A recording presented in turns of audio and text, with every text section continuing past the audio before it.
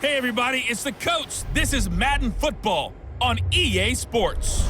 Up next, we've got a good one on tap between the visiting Arizona Cardinals and the Cincinnati Bengals.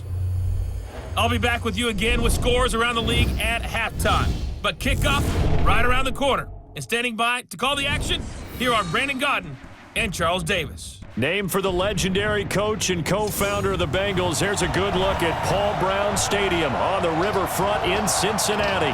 Nothing like the fanfare of introductions to an NFL game, and that was in evidence a moment ago. Fireworks, pyrotechnics, you name it. This crowd is ready as their guys get set to match up between the Arizona Cardinals and the Cincinnati Bengals.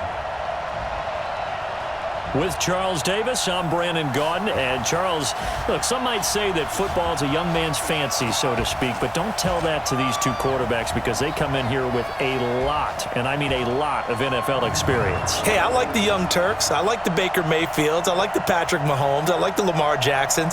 But I do like those grizzled veterans who know how to play the game, know how to run their team, and know how to handle difficult situations. Maybe I'm just showing my age, too.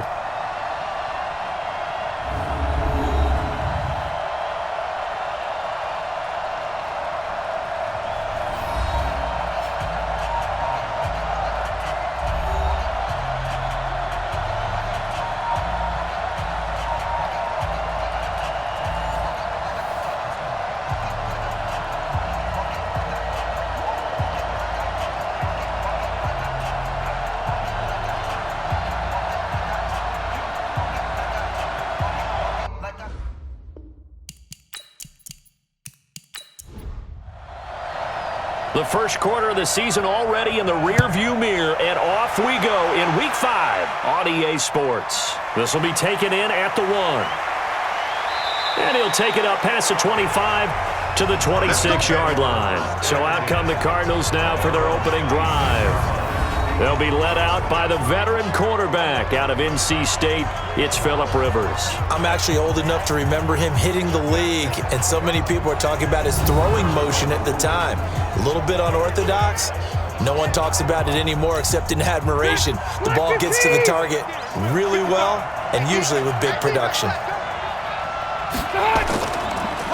They'll run for the first time with Johnson. And that's not the start that he was looking for, as he's going to be met and dropped behind the line. It'll go as a loss of a yard on the game's first play. Second down. That's a really alert defense there because they saw the heavy look come in from the offense, countered it with extra linebackers who brought a little bit of speed and heft, and able to really make a big-time play for their defense. A loss of a yard there to start out. That leads to a 2nd and 11. Off the draw, here's Johnson. And that didn't fool anybody. He's going to be dropped in the backfield. Officially, it will go as a 1-yard loss, and that's going to lead to a 3rd down. Anytime you call an inside running play, you just know there should be a lot of congestion there. You're counting on your offensive line to take control of the line of scrimmage. That didn't happen in this case, and that play got bottled up. So time to start going in the other direction as they come up now 3rd and long. From the gun, Rivers. That's caught by his tight end, Gerald Everett. Well, this is going to depend on the spot, but it's not a very generous one. He looks to be about a yard or so short.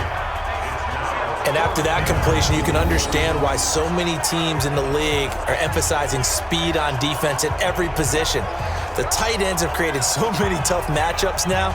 If you can't run with a tight end as a linebacker, this is going to be the result every time. So on 4th down, here's Sam Cook to punt it away. Back deep, Julian Edelman. The Bengals bring pressure, and it's blocked. It's picked up. Remember, the ball is live. And it's a Cincinnati Bengals touchdown. Partners, you well know every block punt wasn't necessarily a called block. Sometimes the guy just finds his way back there. Doesn't matter. The play happens, and that one turned into 6 points because they handled it so well after the block.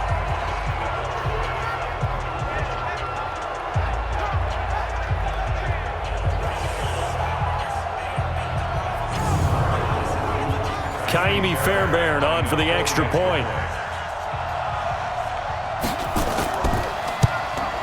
And he's got it to make it 7-0 Bengals. Well, not only did they block it, the awareness to go and grab it and then take it into the end zone for 6 points.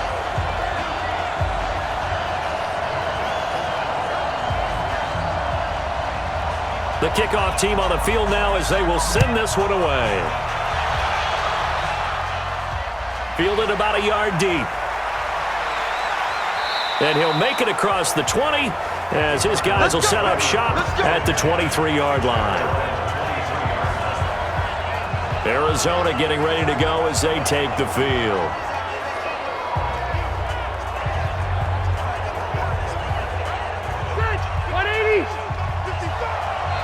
And let's pin the mirrors back and go full straight. They begin the drive with Johnson. And he'll wind up losing yardage here back at the 21-yard line.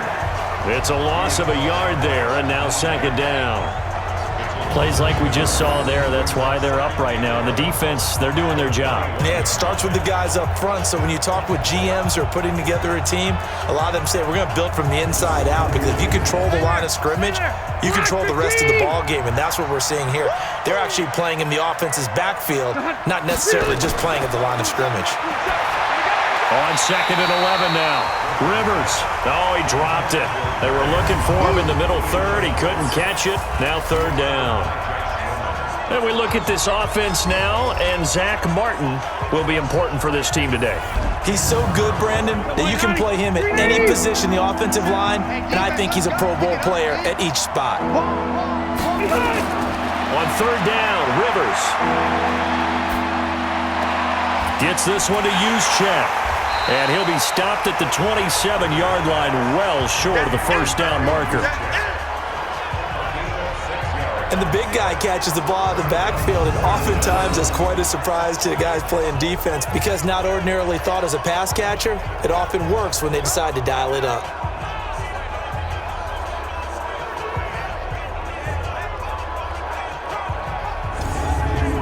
Here's Sam Cook now. And remember, he had his first punt blocked.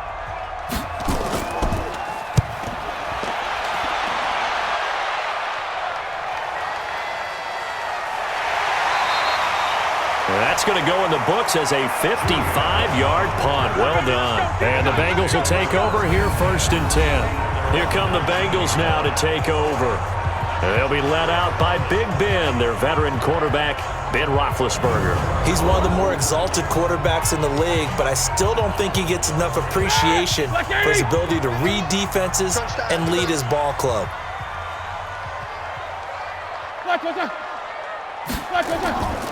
Here's Dalvin Cook, 3rd year back from Florida State.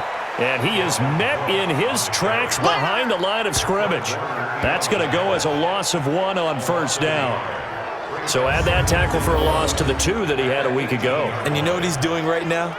Smiling? Yeah, definitely doing that. But he's also patting his guys on the back, his defensive front, because they're keeping him clean, meaning no one's getting to him as a blocker. He's able to run to the football, and the plays he's making, he's spilling them in the offensive backfield. After the loss to start out, here's 2nd and 11. Here we go. Here we go. Now Cook. And he'll push forward for about 4 up to the 23. Let's discuss this offense now, and Julian Edelman, very good player. Has really developed into a terrific slot receiver, and a lot of times he would be the primary receiver. Still mad coming out of college that he's not a quarterback in the NFL. He takes it out on the opposing defenses. On 3rd down, Roethlisberger. Oh, he almost picked it. Nearly a turnover there on their opening drive. And that's a throw he'd like to have back. Now 4th down. So the defense able to get off the field here on 3rd down. And it's one of the goals of the game. They've got to be effective on passing downs. It's one of the few things defenses chart. How did we do on 3rd down? That's a nice start for them in this one. So on 4th down, kicking it away here, Michael Pilardi. And he was called on 3 times in the win last week as his first one here's away. A good return there. Call it 13 yards. And the Cards will take over 1st and 10. Here's the Arizona offense now as they get set to take over. And still no points on the scoreboard. You're coming off of the 3 and out. They're just looking for anything to grab onto right now, aren't they? I'm wondering if someone's going to take charge in the huddle. You know, we always look to the quarterback, but sometimes it's another player on the team, a star, a veteran, someone with some... And nowhere to get away. Rivers is dropped with a sack and Ziggy onside. Brandon, if I'm an offensive coordinator and I see an all-out rush like that, I file it away because I'm going to use their aggressiveness against them as this game goes on. I'm going to hit them with a screen soon.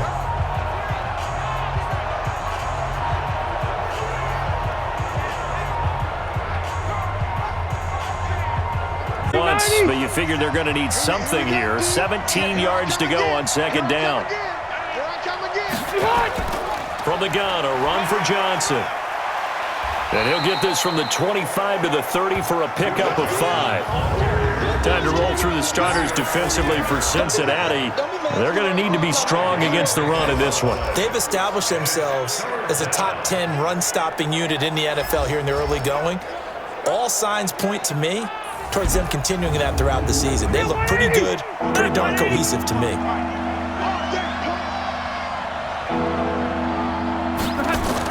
To throw on 3rd down, Rivers, and that is incomplete. Didn't have a receiver open downfield, and as it turned out, couldn't even find his outlet man because of the coverage. It was way too tight, unable to find anyone open. Here's Sam Cook now. Remember, though, he did have one blocked earlier. And he's getting a workout here in this first quarter as he gets it away. So possession goes over here on the punt. And the offense will take over with a new set of downs. Now the Cincinnati offense ready to see what they can do here. And the last drive, the first drive for them, not very good. 3 and out. What do they go to here? Well, you don't look down at your play sheet and say, this is what the problem is. Yeah, let's find out who my playmakers are. Get the ball in their hands, and maybe the offense will move a little bit better. Sometimes it's more important to get it to the right people rather than dialing up the right number. Exactly. Or the right play, yeah. That too. It's a Bengal first down, a pickup of 11. Tremendous blocking by the interior of the offensive line. They didn't just gash him there. They blasted a gaping hole for him to gallop through. I think if he comes back to the huddle, he better be giving them a whole lot of credit and thanking them for that much space to rumble. Line of scrimmage, the 31 now on 1st and 10. That sends them 2 yards in the wrong direction and leads to 2nd down.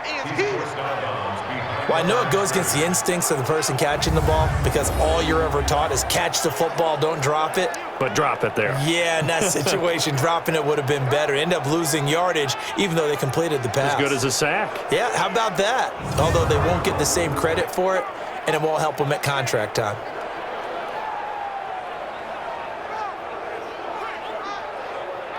Ready? Flag 20. Check. 42's the mic. Keep it up, defense. Keep it up, guys. Check it back. Check flag. Now Cook, he's got it off the draw. Breaks free again. Found a little room there as he's up to about the 37. 8 yards on the run, and that cuts us down to a 3rd and about 5. Now it's Roethlisberger.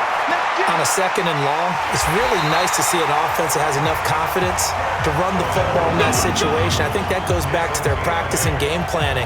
They've seen things that they've seen on tape and in previous games that led them to believe that even in a long-distance situation, they can still run the football and gain enough yardage to put themselves in a good spot on 3rd down.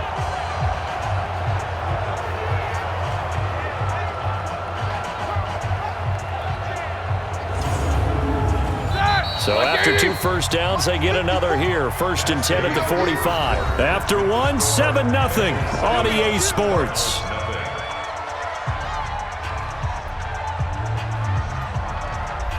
Set. Block 80.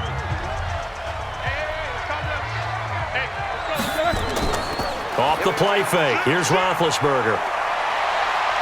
He's letting this one go for Fuller. And that is caught on the right sideline, but out of bounds, says the line judge. The throw took him a little too far. It's 2nd down. 2nd and 10 now. It's Roethlisberger. And incomplete. Darquez Denard there defensively. The threat of a second straight punt to start the game is looming as they come up 3rd and 10. To throw again is Roethlisberger. This is Johnson. He's got it. Now he's going to get this all the way down inside the 35. And they're going to have another first down as the tackle's made here at the Cardinals' 34-yard line. That's what we're used to seeing from him right there. Plays like that, why he's number 4 in the league in terms of receiving yardage. Able to make adjustments all along the way. Doesn't matter where he lines up, where he releases from. Working his way into the secondary, figures out defenses and finds weak spots and open. So into Cardinal territory now. It's 1st and 10 at the 34. Ben to throw again. He's got Jack Doyle. 5 yards on the catch there, brings up 2nd down. 2nd and 5 after the 5-yard completion on 1st down. He's got him in, complete. It's Julian Edelman. And he will lose yardage here to the 31-yard line. It's a loss of 2, now 3rd down. If you're a selfish player and you're throwing, you're cool with the completion. Maybe not so cool with the yardage loss, though, huh? Yeah, you went backwards on the yardage. Hey, it kind of works like a sack for the defense there. Yeah, it's a really big play for them, right? Able to figure it out, sniff it out, and finish it off. Now this drive, they're 2 for 2 on 3rd down conversions, but they need 7 yards here. He's got a first down and much more inside the 20 and down to the 16-yard line. And they're going to have another first down as the tackle's made here at the Cardinals' 16. I think it all came together there. In-breaking route, drove it with excellent pace. Money throw right there to move the sticks.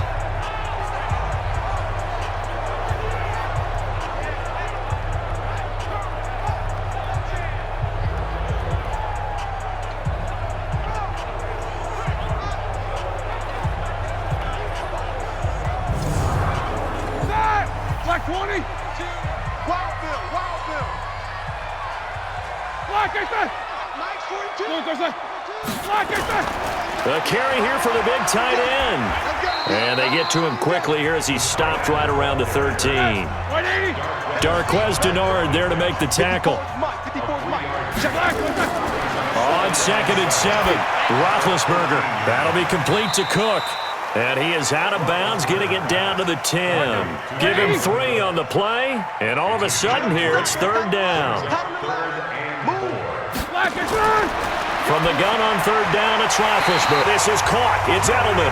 And he gets the first down yardage he needs before he's brought down at the 6. This has to go down as one of the simpler routes in the playbook, but oh so effective. Nice completion there. Keeps the sticks moving. Goal line offense, something they've really been emphasizing in practice lately. Now they have a chance here to put all that hard work to use. From the gun, it's Roethlisberger. Now Ben hit, and he lost the football. It's loose.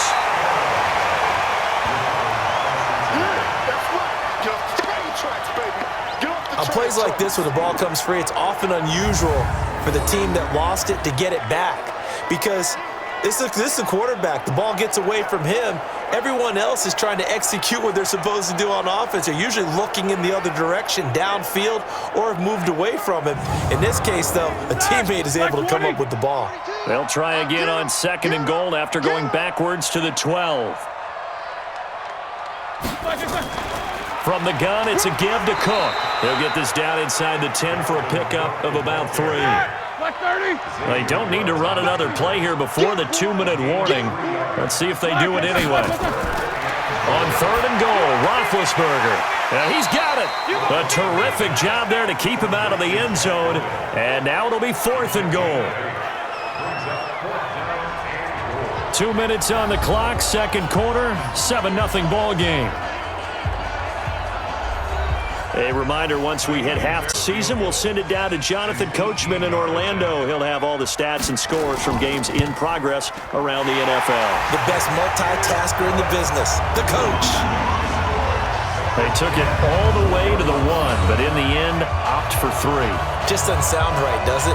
If you get all the way down to the 1-yard line, isn't that supposed to be a play in the end zone that culminates in a touchdown for your team?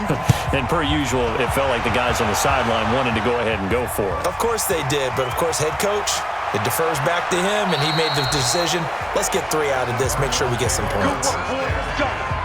Let's go. We get a glance at Duke Johnson as he heads back out onto the field. He's just been looking for some space. Yeah, I'm not going to pin it on him or the offensive line, but they need to get this run game going better. Sometimes you just have to credit the defense. They came in with a plan themselves. So I think now you try and mix things up a little bit. Get the ball in the hands of some other people, find some other playmakers, but always let the defense believe. And Rivers lost the football.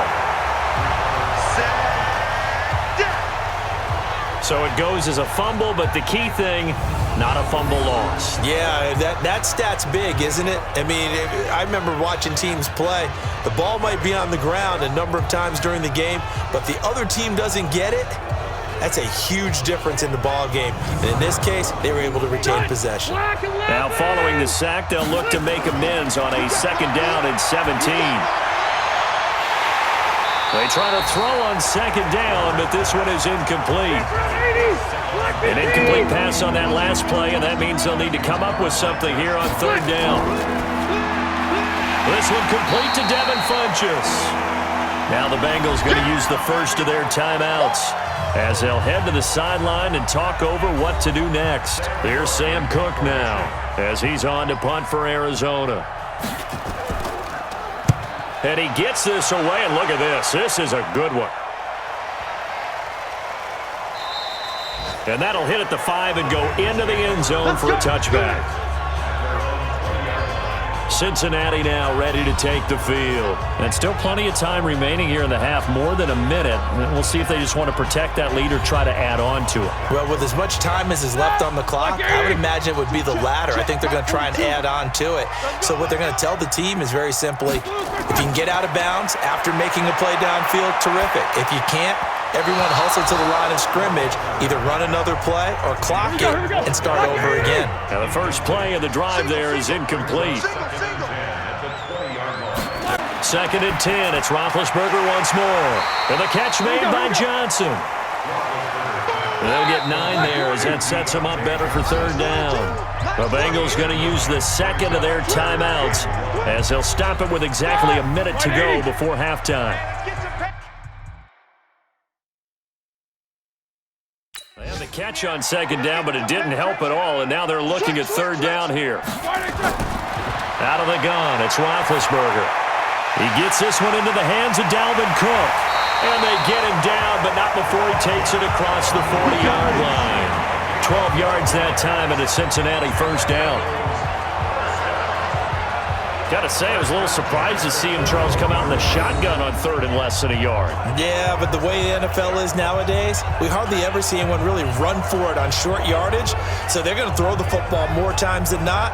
That was a nice, easy rhythm throw right there, and they pick up the 1st down.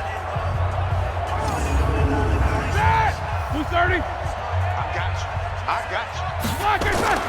On 1st and 10, it's Roethlisberger. Nowhere to escape, and he goes down. And plays like that really hurt play calling. They had a really nice gain on the previous play, but gave about half the yardage back on the sack. Excellent pressure up front. Nowhere to go with the football. Down he goes.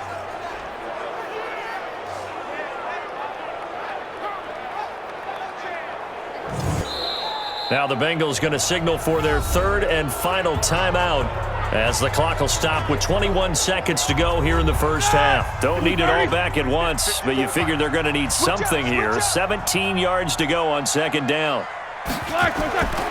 Roethlisberger will throw. And this one complete to Will Fuller. And he'll get up to the 43-yard line. Nifty running there, but it'll come on what should be the final play of half number 1. In so many ways, throwing the hitch route is actually one of the safer things an offense can do.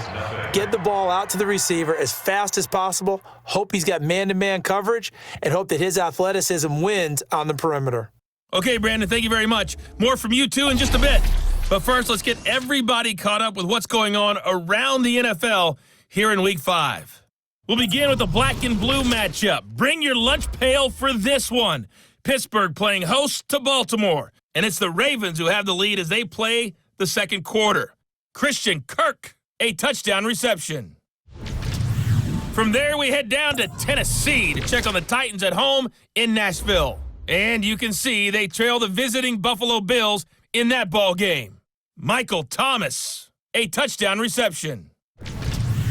Finally, let's get down to Houston. Check on the Texans at home at NRG Stadium. And at this point, they trail the visiting Atlanta Falcons. Andy Dalton with 2 touchdown passes there.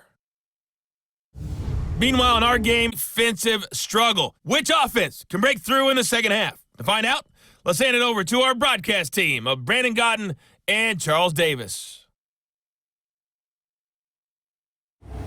All right, Coach, thank you, and we welcome everyone back for quarter number 3. That'll be taken in the end zone. And he'll elect not to return this one, so they'll bring it out to the 25 on the touchback. So here are the Bengals set to take over. They were winners a week ago over the Steelers, and they lead this one as well as they start here 1st and 10. Black 80! I hope you brought your left because I'm about to take you to school. Play action. Now Roethlisberger. He'll rifle this one deep right side. And that will be incomplete. Would have been a big hitter if they had connected. Instead, it's 2nd down. Again on 2nd and 10, it's Roethlisberger. Johnson's got it complete. And he's going to get a good gain of 9 here up to the 34.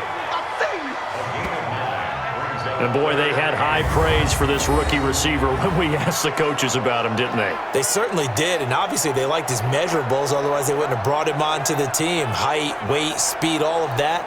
But how about what they really said? Competitiveness. That's what they really liked about him. The way he goes after the football, competes for it, and decides when it's in the air, it's his and only his. Roethlisberger now off the bootleg. Rush coming, and he's taken down. They can't stop us, baby.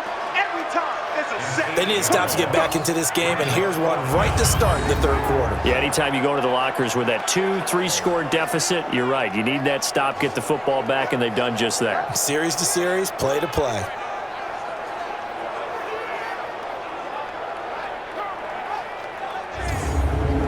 Here's Michael Pilardi now, as he'll punt it away for the 2nd time.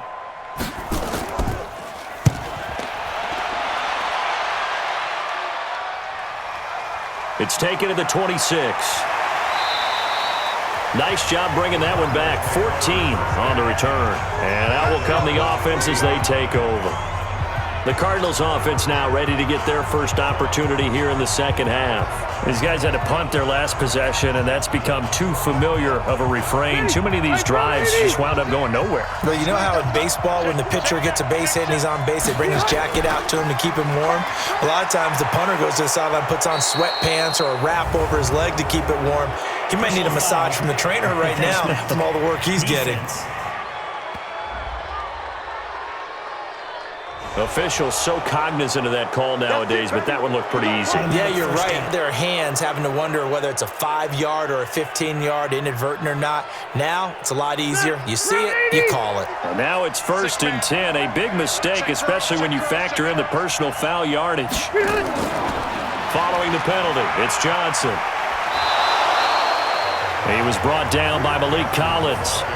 After the pickup of 5, here's 2nd and 5. Check Mike 27. Check Mike 27. Throwing Rivers. Funches has it complete. That throw good for only a couple. It brings up 3rd down. This offense in desperate need of a conversion as they come up on 3rd down. Throwing Rivers. That's going to be complete to his tight end Everett. And he's got another 1st down as the tackle's going to be made at the Bengals' 27-yard line. The goal for any offense versus his own defense, find the holes where guys are available and put the ball on the receiver before any defender can step up and fill it. They did it well there. Perfectly executed crossing route.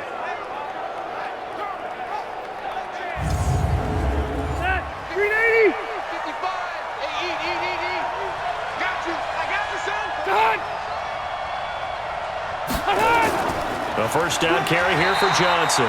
And they're going to get him behind the line yet again as his nightmare afternoon continues. Lorenzo Alexander brings him down. Again, it's Johnson. And he'll be brought down at the 21, just shy of the 20 in the red zone. Call it a gain of 5 that time, and they'll be left with a 3rd and about 4. Running lanes were at a premium in the first half, but he's able to find some room there, and he's hoping that that's a precursor of a big second half. And he doesn't quite make it, taking it within an eye. They're able to convert on 3rd down to that set goal. Great mix of play calling so far. 3 runs, 3 passes. All 3 passes have been completions. 1st and goal. I think on defense now, you have to almost take a chance. Rely on your scouting. Pick a play you think they would run here and just load up for it and see what happens. 1st and goal, and they get a chance to get right back into this football game. They'll run for it with Hyde. And he is met at the line of scrimmage, and he goes down right there. They'll say no gain on the play, and it'll be 2nd and goal. They'll run it with Johnson. And the reinforcements come in as they're going to stop him behind the line. It'll be a loss of a full 3 yards there, and it also brings up 3rd down. I think it's pretty evident. We can say what a difference a week makes. Last week, he ran pretty much wild, didn't he? Did pretty much what he wanted to do. But this one, they've stopped him cold. That, to me, that's good scouting and even better execution. Yeah, and they stopped him behind the line right there. They obviously watched the tape a few times and made some adjustments. This Bengal defense, they passed the first 2 tests. Now it's 3rd and goal. Meanwhile, on 3rd down, they take a shot at the end zone, but it's incomplete. So they opted to pass for it on 3rd and goal. Let's see what they do on 4th and goal. Well, I think they threw it with the idea that if they didn't get it, they would go for it on 4th and goal. So they've got another play in their pocket. They're going to have to call it right now. No field goal here. And the 14-year trusty veteran able to knock it through. And they get themselves on the board here. It's 10-3. A good drive gets them inside the 5, but they could not punch it in. And credit the defense, too. Make sure that happens because that was the old bend but don't break approach. Made sure they contained them when they absolutely had to and forced the field goal attempt that went through. That's fielded in the end zone. And no run back here. This will be a touchback, and it comes out to the 25-yard line. Now the Cincinnati offense ready to see what they can do here. And a tight game after punting last time. See if they can get something going on this drive. As they head to the field now, with the game this close, you've got to feel there's a sense of urgency for them going on offense right now. But they have to do it without letting panic creep in and affect their play. And he's going to be taken down here with a penalty flag on the field. Offense.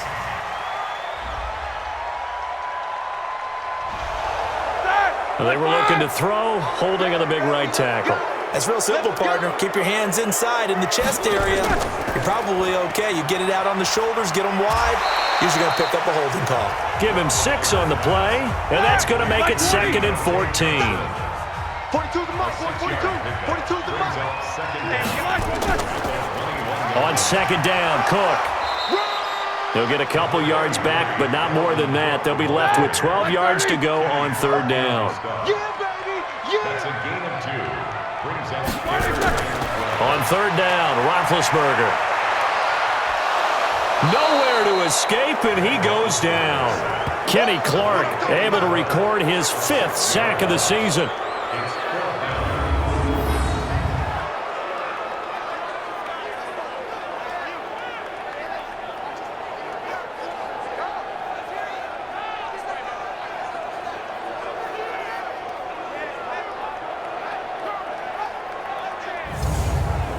Here's Michael Pilardi now as the drive goes backwards, so he's on to punt it away. third quarter with the score Bengals 10, Cardinals 3. And that is going to do it for this 3rd quarter of action. We'll return with more after this. You're watching the NFL on EA Sports. Here's Michael Pilardi now, standing just outside his own goal line. And he gets it away, and it's a laser headed for the sidelines. And no return here. Where will they spot it? They say just outside the 20-yard line. So out now come the Cardinals. Their defense has done the job. Now it's the offense's turn as they've got it 1st and 10. 180, black 15.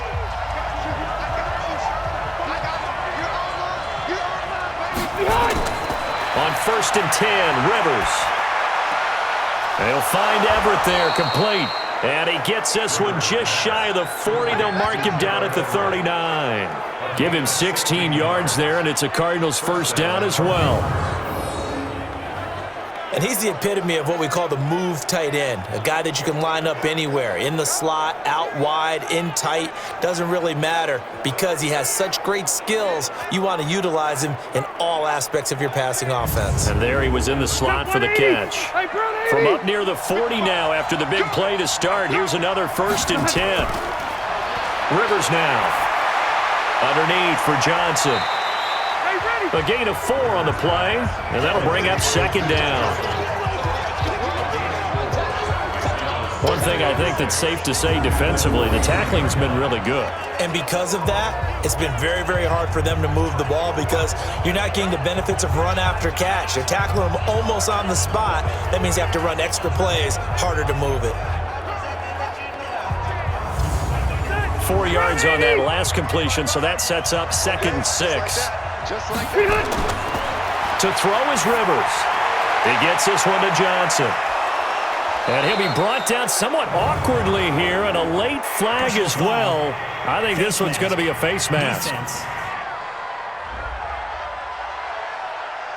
Well, when you're leading in the 4th quarter, that's not the penalty you want. Not at all, and now your discipline comes into question. Having poise this stage of the game, you can't have those kind of plays. Now it's 1st and 10, a big mistake, especially when you factor in the personal foul yardage. From the gun, Rivers. It's caught by Funchess. And they've got it inside the 10 at the 8. 15 more there, and they're on a roll. It's another 1st down. This offense can certainly move quickly when they want to. 3 plays, 3 pass completions. In the blink of an eye, they've got it 1st and goal. Almost felt like a lightning bolt hit in this game, didn't it? For them to get downfield that quickly. And now 1st and goal, expect them to attack right here on this play. A looming decision to make on the conversion, down 7. But first things first, they need to score as they come up on 1st and goal.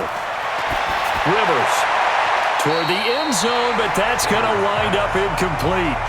Robert Foster, the intended receiver, but it'll be 2nd and goal. On 2nd down, Hyde. And the second wave of tacklers is going to get him as they stop him behind the line. The 2nd down play results in a loss of 2 yards. So statistically, both of these offenses having a rough time getting a running game going. But boy, what a nice play there defensively. Tackling him behind the line, but you're right, you look at the numbers. Neither side looks on track in the ground game. Big play coming up. Here's 3rd and 10. I would expect to see some pressure here. And the blitz does come. He's got his man. It's caught in the end zone. Touchdown, Arizona. Benny Fowler, his 1st touchdown on the year. As they can now even this game here in the 4th quarter with the extra point. A lot of people might call this backyard football. Sometimes just understanding who you've got out wide and who you're going to throw it to. Give him an opportunity to go up and make a play, even when contested.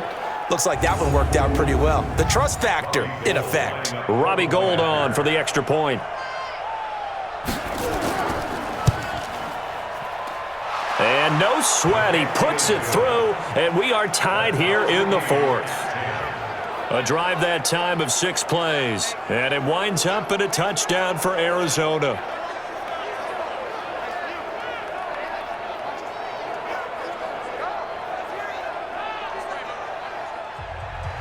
All level now at 10 apiece as the kick's away.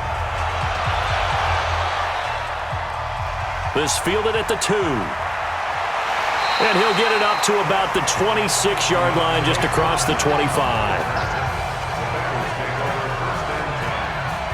Cincinnati now ready to take the field. And on the last go-around, they really couldn't get anything going. They had to punt from deep inside their own territory, which means they're going to lose the field position battle as a general rule.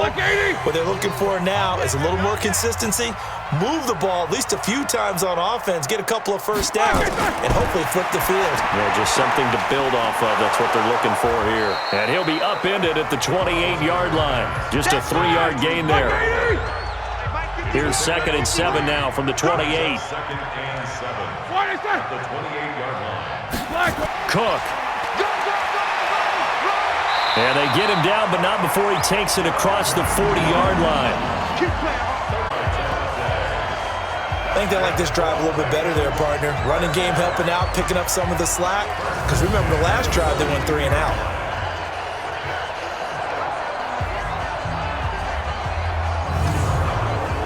Following the good run by Cook, here's another 1st and 10. From the shotgun, it's Roethlisberger. And he rifles one incomplete. He was looking for Jack Doyle that time, but it'll be 2nd down. Ball on the 42 as they come up 2nd and 10. That's a jet sweep into the hands of Edelman. Trying to run inside, but nothing there. Back-to-back stops make it 3rd and 10. Possibly a turning point. Big play coming. This is 3rd and long. And the reinforcements come in as they're going to stop him behind the line. A 3-yard loss. 4th down now. It's real easy to say this running game needs to be better, but the reality is they've been given little time to actually find a place to run the football. It's almost like the defense is there on the handoff.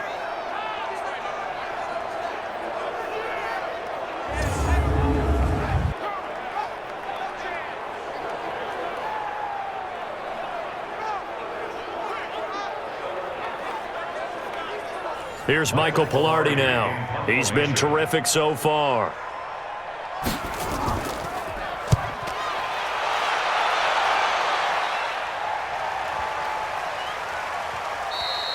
And that one hits a little too close to the goal line, and it continues into the end zone for a touchback. The Cardinals offense now works their way back onto the field. The last possession, these guys were able to tie the game with a touchdown, and now they'll have a chance to move out in front. Yeah, let's give a big assist to the defense who got the ball back. The special teams went out there, handled things. They've got it. They've got momentum. I know they're eager to get out there and put it on display. And there just continues to be nowhere to run. He's bottled up again at the line of scrimmage. Getting down to the good stuff, all tied with 2 minutes remaining on EA Sports. So the Cardinals, they've got the football here as we get you reset. They've got a 2nd down now as they search for a score to break this tie.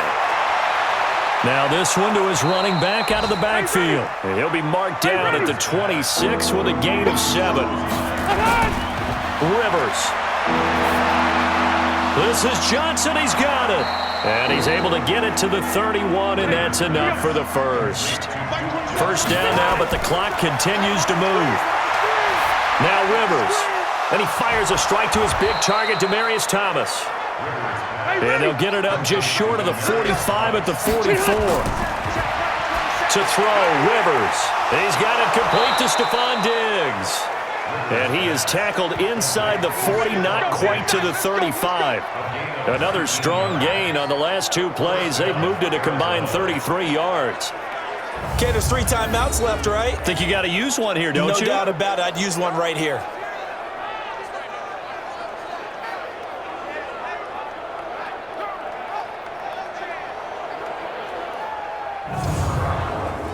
Rivers with a 1st and 10. And he's 4 for 4 now, throwing the ball to start the drive. And now before this 1st down play, we're going to get a timeout here. As they'll stop him with a little over 30 ticks to go in the football game. So from the 36 now, 1st and 10, Johnson. Now the Cards going to call another timeout, their 2nd, as they stop it with 28 seconds to go in this football game. The last run got 3. Now here's 2nd and 7.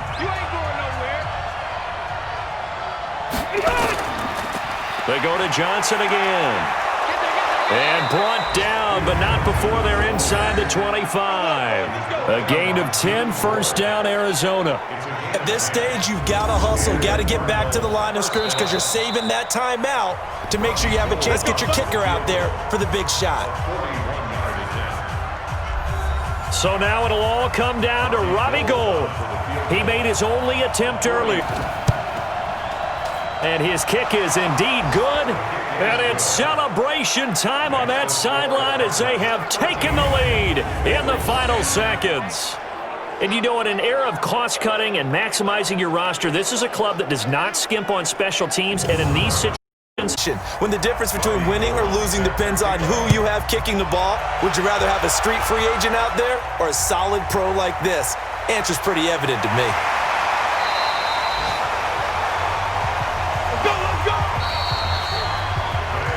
Well, going into the final play of this game, they knew that they needed some type of a miracle there at the very end, but they couldn't get it done. However, we were treated to really a spectacular affair. Even though they didn't finish it off, you're exactly right. They took us down to the last play. You're wondering, could it happen? Possibly, even though we both knew it was a long shot. So for the Cards, they move back over 500 at 3-2 now on the year. And they will head back home next week. Meanwhile, for the Bengals, the loss will move them back to 3-2 on the year. And they'll be on the road next week for a matchup with the Baltimore Ravens. So for Charles Davis and our entire crew, I'm Brandon Gaudin. Next game, guess what? Charles and I will be here again. It's the NFL on EA Sports.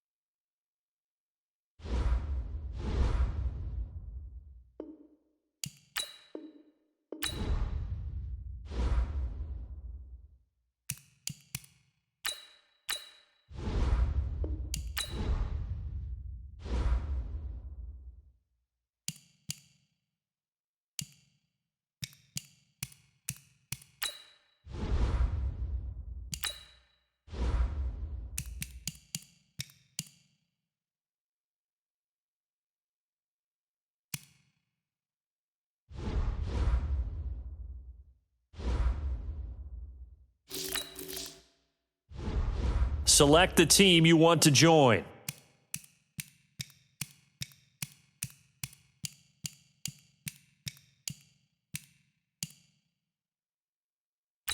Start your season with...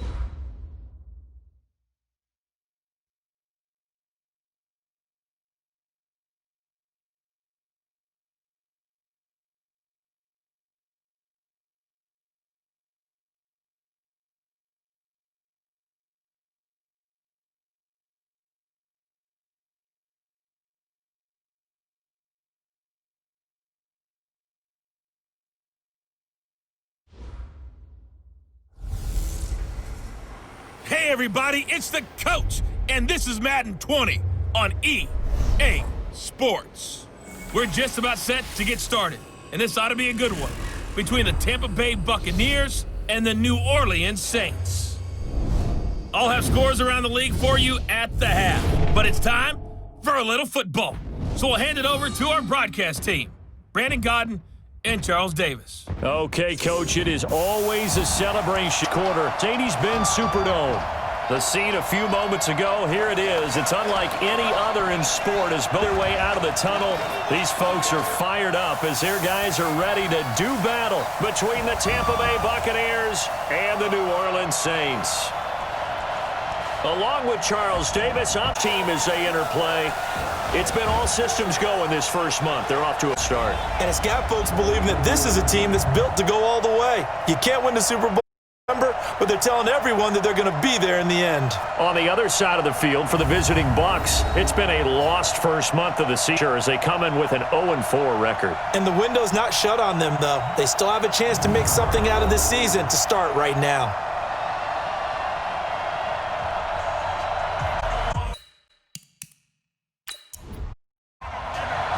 The first season already in the rear-view mirror, and off we go in Week 5 on EA Sports. This is fielded at the goal line.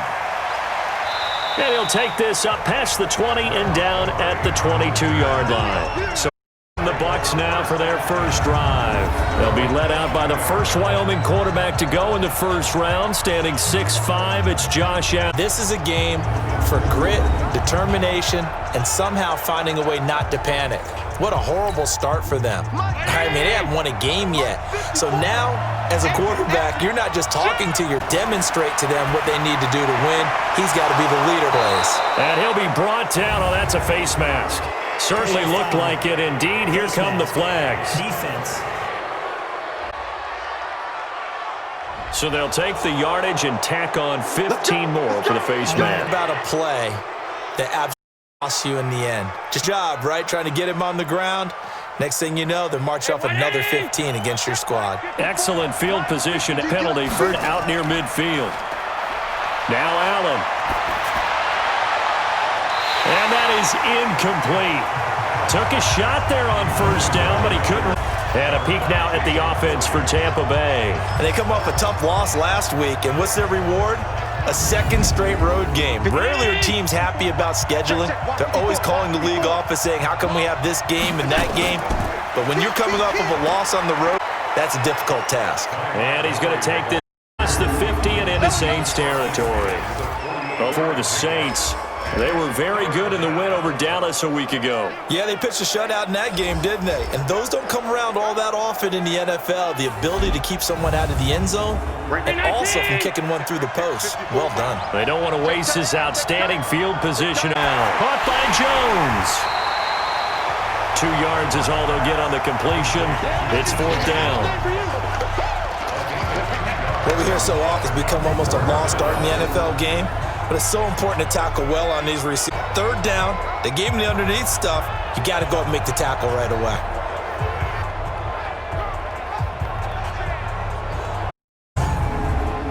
On fourth down on now is the lefty Ryan Allen to punt. Back Louisiana native Jarvis Landry. Yeah, this is away, and I don't think Landry will get a chance to return here. Center head Peyton. They'll be led at quarterback. A NC State, it beat Brissett. Film this week, I had to myself. 3 touchdown passes. Respect, not hope, throw it around all the time. The NFC Offensive Player of the Week. Yeah, it's the vote of confidence from a week ago. Hey, look, he was great. Not his best. You see what was about now. A good pick there. 8 first down. On second and a couple. Brissett. The Buccaneer pressure. 2. Out he goes. Matt Milano. Credit him with a sack as he buries him for a loss of 10. And we say it all the time. Rid of the ball sooner than that. You have to help your offense. They're going to protect you as best they can. And if you're seconds to throw the ball, they're doing a really nice when you hold it and editing their work.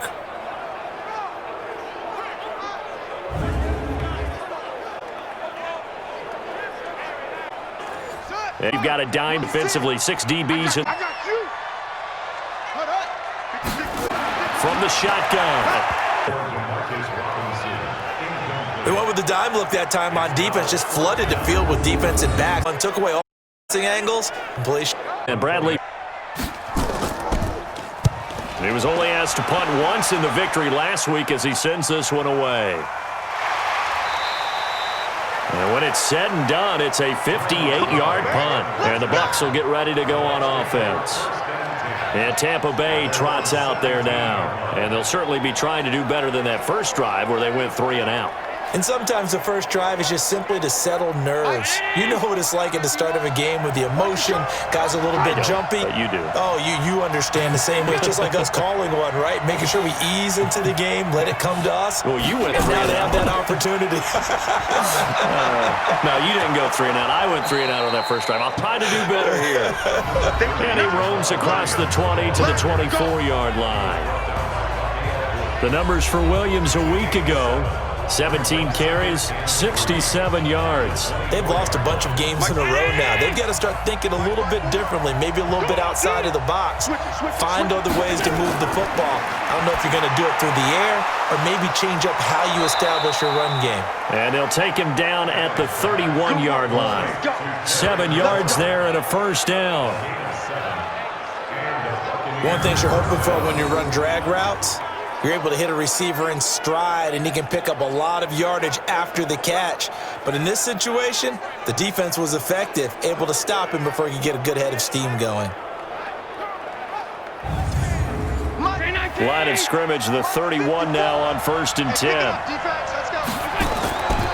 From the gun, it's a give to Montgomery. And this will leave him a yard short. Nice pickup of 9 yards on first down.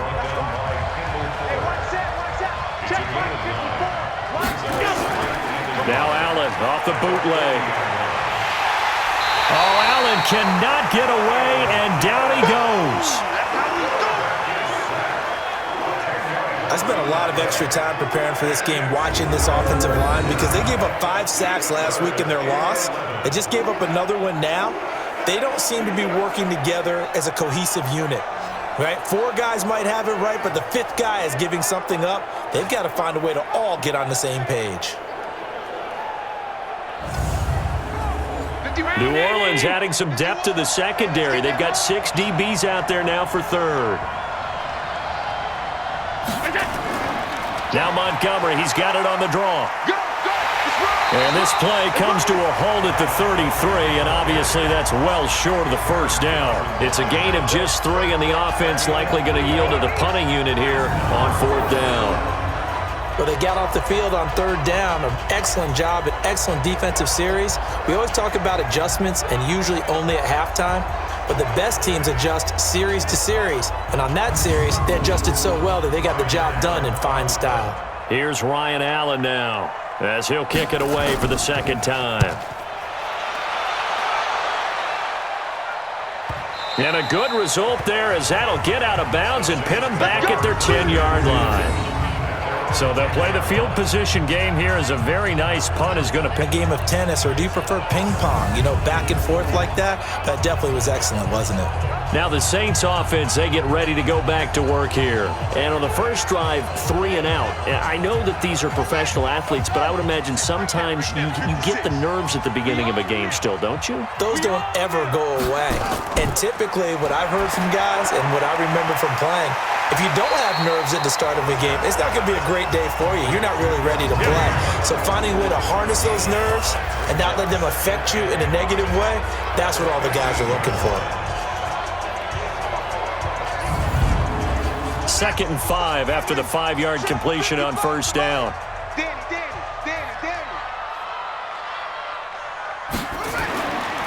To throw, Brissett. And he's got his target. It's Vernon Davis. And he'll be taken down, but not before he gets his football out shy of the 30 to the 29. Brissett to throw on first. Open man, Taylor Gabriel. A pickup of about 3 yards as he's taken down at the 31. The completion good for 3, and it's 2nd down.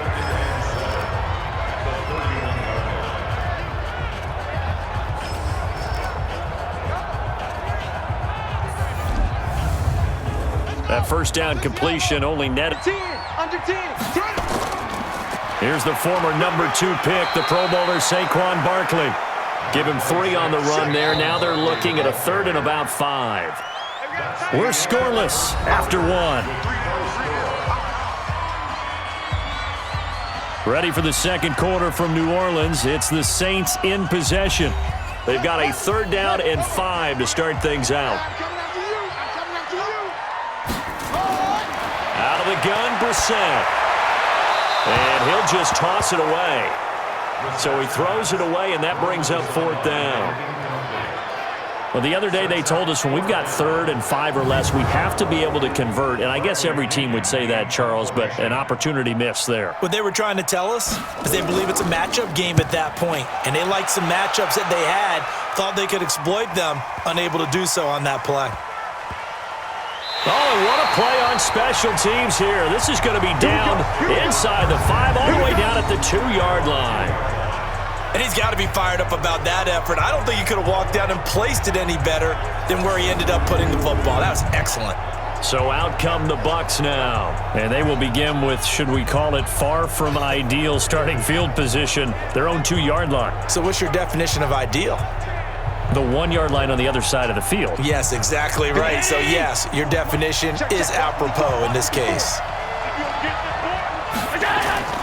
They begin the drive with Williams.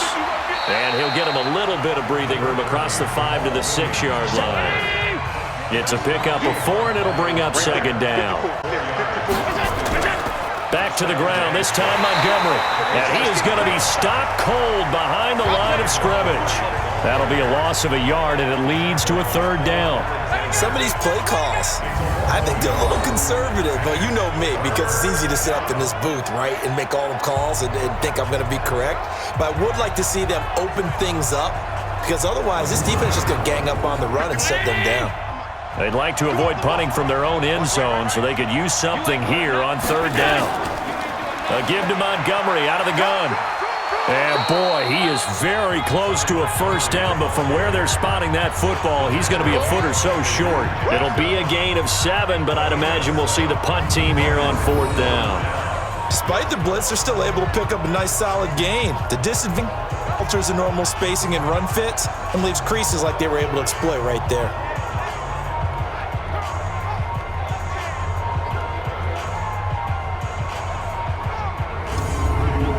Here's Ryan Allen now, standing about a yard deep in his own end zone. He's been a busy man here in this first half as he gets it away. So a change of possession here on the punt. And the Saints will take over with a 1st down and 10. Out onto the field comes New Orleans. They've had it twice. They've punted twice. Not the start they were hoping for. Not at all, and let's face it, every facility we visit, everyone talks about converting on 3rd down, how big that is.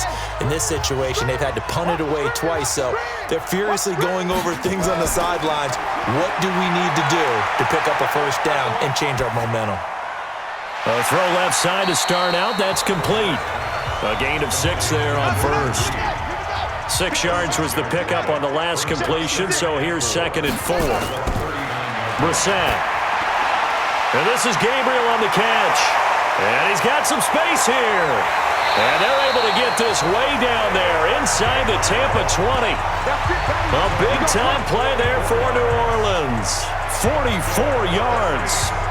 Not really any offense for them to speak of here in this first half. Maybe that's what they needed, that big play. Yeah, it seems that maybe everything changes right there. They've been a little slow out of the gate. We've seen that. But that one big play, that could spark a big burst right here.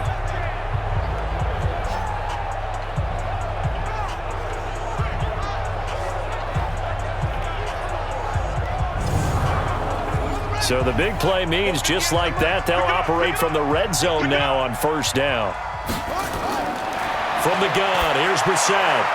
This will be caught just inside the 10. And now they're inside the 10 as he's brought down at the 9. A good pickup there. 8 yards on the 1st down completion. To throw again on 2nd. Brissett. They'll try to run for it with Barkley. That is not going to be any help as they dump him behind the line of scrimmage. The defense stiffens to force 4th down following that 1st down gain of 8. I know when I was a kid, I always guided on runs, but the best back it happened, they put a foot in the ground and just go. That didn't happen there. That play got swallowed up. Now McManus will line up for the field goal. And McManus able to put it through. And the Saints are going to take a 3-0 lead. Been a bit of a dogfight thus far into the second quarter now, and we do have our first points, a field goal. Yeah, a lot of people say, wow, first action on the scoreboard, about time. To me, the action's been right there on the field, trying to figure out who could gain an advantage, get position, finally get points on the board. And feels like kickers might play a big role in this one. Yes, make sure you give them the respect they deserve. They could cost you a game or win you one. Jamal Williams making his way back onto the field. And for him, it's been problem.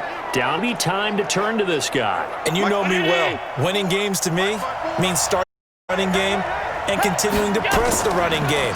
Maybe you go away from him a little bit now, but bottom line is he hasn't touched it enough to make a difference. Well, they haven't established that running game yet. The question is, will they? Gain of 4 on first, and that'll make it second down. Tough running there. That's a hard-earned 4 yards. Yeah, those are the unsung kind of runs. They don't fill up the stat sheet, but they do set you up in good position on second down. 15 yards as Tampa Bay picks up the first. Thus far, it hasn't been a real fun half for them, but a play like that may get them off the schneid a little bit, get them loosened up and moving. Kind of seems like they've been sleepwalking and still sitting on 0 points. And it's not always making an adjustment. Sometimes it's just going back to what you know can work and finally.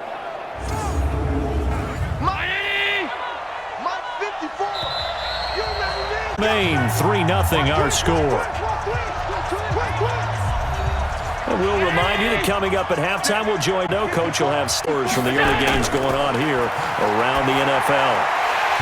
Now, meanwhile, a pass that should have been intercepted, but it winds up falling incomplete. Hill, the intended receiver once again. That'll bring up second down. On second down, Allen, and Ty Montgomery has it complete. They'll get to the line here, but remember, it's Allen. That's caught by Montgomery. Partner, I think that completion takes the definition of dink and dunk to a different level, doesn't it? It does, and the defense was right there, kind of played into their hands. And this punt goes out of bounds inside the 40. Jarvis Landry and company heading back onto the field now. I don't think he's been targeted in this game, but they're winning. And if you ask a receiver of his magnitude, he'll tell you that it's because everyone is focused on him anyway. Okay, you've taken it away. No catches, no targets, but we're still winning. I've opened things up for the rest of my team. I know how receivers think. They've been using him as a decoy, and effectively so. A gain of 6 there on first. 6 yards was the pickup on the last completion, so here's second and 4. Brissett sets to throw it, and he's got the hook up to Landry. The Saints going to call the first of their timeouts as he'll stop it with exactly a minute to go before halftime. Could we get a touchdown half after all? It's 1st and 10. Here's Brissett. He'll get this out to Barkley complete. He'll get a couple yards on that one, and it'll make it second down. And we see another pitch and catch there to the running back. This position just continues to evolve. They become just as critical to the passing attack as a lot of receivers, tight ends, because their ability to make people miss in the open field can really generate big plays for an offense.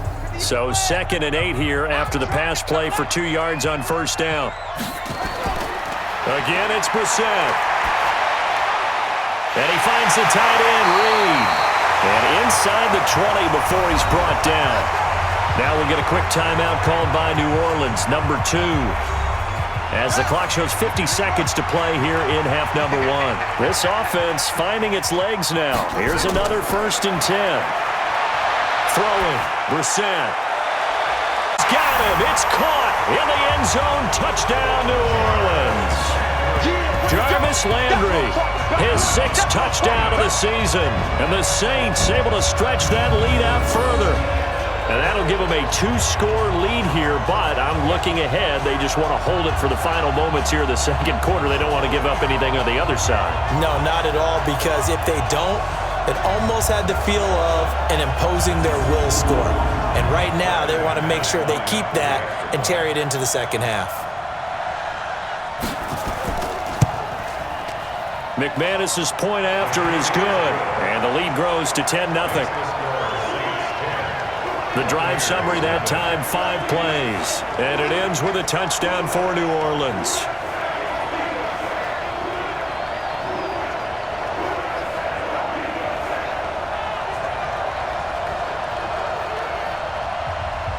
after the touchdown. Here's McManus now to kick it away. This fielded at the 2. And he's up past the 20 to the 22-yard line. Play to win. Let's go. Here comes the Tampa Bay offense now heading back out onto the field. And you're under a minute to go in the half, a first half that hasn't been particularly kind to you. How do you think they'll play this? Well, I think the smart approach is to run out the clock, lick your wounds at the half, and see if you can come up with a strategy to play better in the second. But there's also something to challenging your offense right here. You know, hey, guys, you help dig this hole. See if you can get us out of it a little bit before the half runs out. Let's go make some plays. Now the first play of the drive there is incomplete. Not wanting to take a chance this time, they'll keep it on the ground.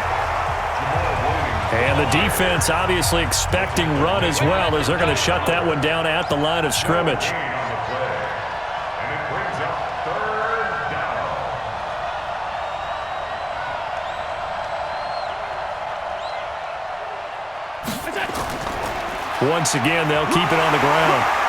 And he's not going to sniff the first down here. He stopped at the 25. We have hit halftime. Still 2 more quarters to go. We'll take a timeout. We'll be back after this. You're watching the NFL, and it's on EA Sports. It's in the game. Okay, Brandon, thank you very much. More from you, too, in just a bit. But first, let's get everybody caught up with what's going on around the NFL here in Week 5. We'll begin out in Houston. And it's the Falcons who are out in front in the second quarter. Andy Dalton with 2 touchdown passes there. From there, we're off to Tennessee to check on the Titans at home in Nashville. And you can see they trail the visiting Buffalo Bills in that ball game. Michael Thomas, a touchdown reception. Lastly, let's get to Pittsburgh. Check on the Steelers at home at Heinz Field. And they trail the visiting Ravens in that one at halftime. Chris Carson, a touchdown run in that first half. Meanwhile, in our game, it's been a defensive struggle. Which offense can break through in the second half? To find out, let's hand it over to our broadcast team of Brandon Godden and Charles Davis. All right, Coach, thank you, and we welcome everyone back for quarter number 3. This is taken at the 3. And he'll take this one near the 25, call it the 26-yard line. So here are the Saints to take over. They're working on a 4-game winning streak, and they lead this one as well right now as they start 1st and 10.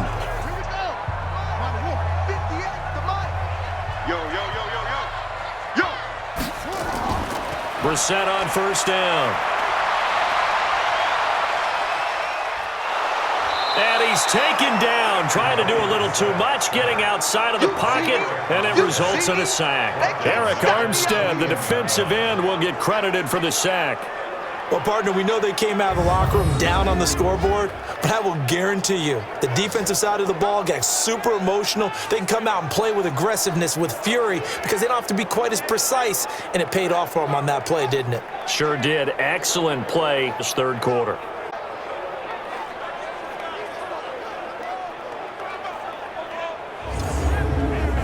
Protection certainly going to need to be a bit better here on 2nd and 16. To throw is Brissett. They will find Davis. That's complete. And he's upended after a gain of 4 up to the 25-yard line. 4 yards on the completion, and it sets up a 3rd down. Here's Brissett. And the throw there going to be incomplete. So good work there on the defensive side for the first drive of the second half. Yeah, and until their offense can get into rhythm, their defensive players and staff have got to say to themselves, we've got to make it work. We've got to stand in here and make sure nothing else happens until our guys start moving the ball. Here's Bradley Pinion now as he's on to punt for New Orleans.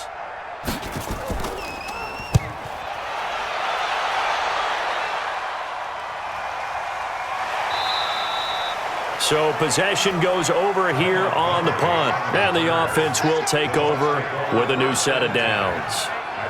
Here comes the Buccaneers offense. They get their first reps of the second half. They're down in this game. A chance for the offense, though, to put something on the board, get some momentum here in half two. Try and get things kick-started for them. And you know at the half, they discussed how they were going to get that done. This is where scripting comes into play a lot of the time. How many plays do you script coming out of the second half? Most of the time, you're scripting 12 to 16. I think in the second half, you're really scripting more like 8 to 10. Kind of a starter or an opener, whatever terminology they use. Just something to get you off to a quick start. On second and a yard, Allen. These guys have punted 4 times already, and they're staring at a 5th, barring a conversion here on third down. They'll try and run for it. Here's Williams. And they're going to have this across midfield and inside the 45. 23 yards on the pickup there and a first. Every team in the league always wants explosive plays, breakout plays, and even more so when it's your horse who's had a tough time during the game. Yeah, not that great in the first half. Maybe he can recalibrate here in the third and then carry that over to the fourth. I like that. Recalibrate. Strong.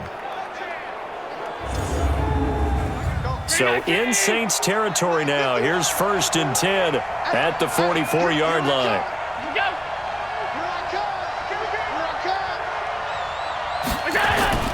Williams. And he'll be brought down at about the 42. Give him a couple on the carry there. 2nd and 8. On second down, it's Montgomery. And he's able to carve out about 6 there, down to the 37. And good running, going to get this down close to a first at the Saints 37. And here's Allen off the bootleg. Oh, Allen cannot get away, and down he goes. Myles Garrett, he's the one to get him, and that is sack number 7 for him on the year. Well, someone's closing in on the league lead in sacks. He came into the game in the top 5. Now you add 2 more to his total.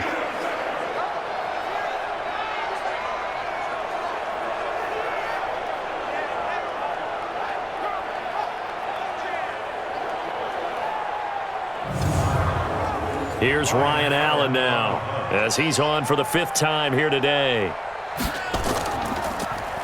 And he deserves a bronze leg as he gets this one away. And they won't risk defending a return here. That one's out of bounds, and it'll be spotted at the 14-yard line. Back out onto the field now comes the New Orleans offense. This crew had to punt last time they had the ball, but when you've got a lead like this, you content to play the field position game? You are to an extent, especially if you like your defense, because you have the lead, you've been controlling the game. But why put them in a tougher spot? You want to get out there and get something done on offense and maybe take command of this game yourself. And he's taken down, but not before he gets this across the 25-yard line. That's something we saw over and over again in Barkley's rookie season. He had 91 catches last year, most ever by a rookie running back, part of a fantastic rookie campaign that saw him go over 2,000 total yards. They keep it with Barkley on 1st down. He's tackled a yard short of the marker. Good gain of 9, 1st down. Play fake, Brissett. He's got a 1st down and then some at midfield. Personal foul, unnecessary roughness, defense. Now, I know it's an emotional game, Charles. You can't do that.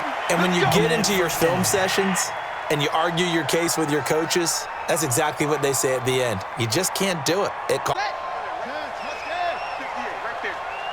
Push him back. Push him back. After the penalty, they go with Barkley. And taking it to the 15-yard line before he's brought down. 14 yards is the pickup, 1st down, New Orleans. They're trying to show that they can run the ball and protect this lead. Give it to the backs, play a little bit of keep away, don't you think? And that's probably a good philosophy at this point, going to make that defense stand up and stop them.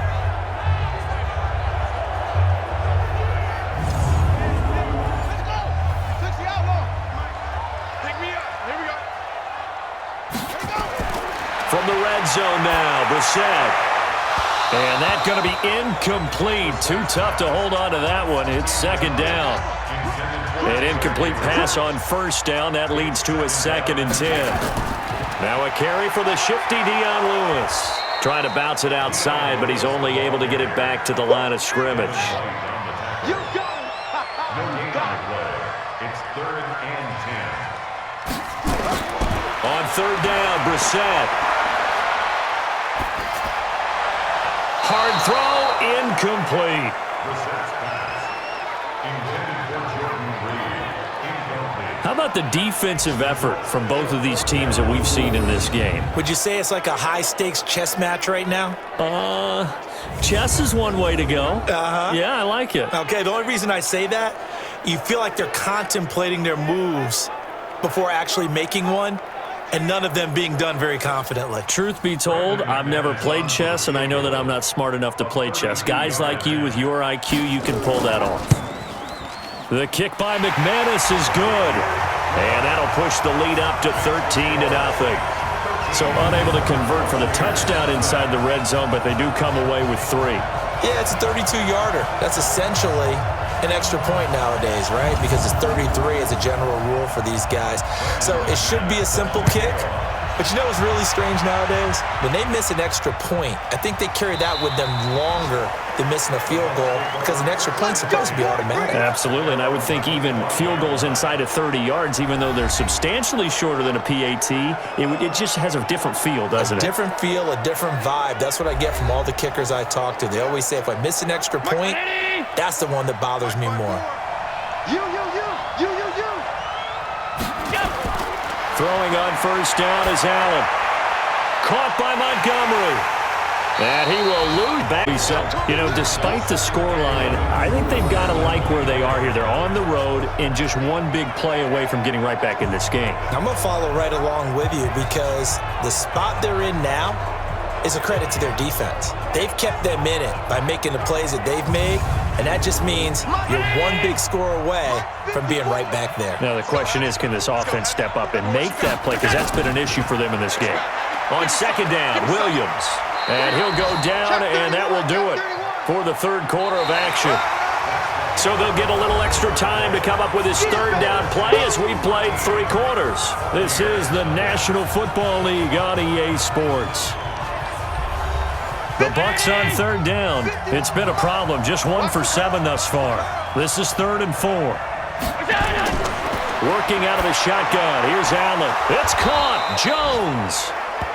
And he will have a first down as they get him to the ground at the 37. Give him 6 yards in the first down.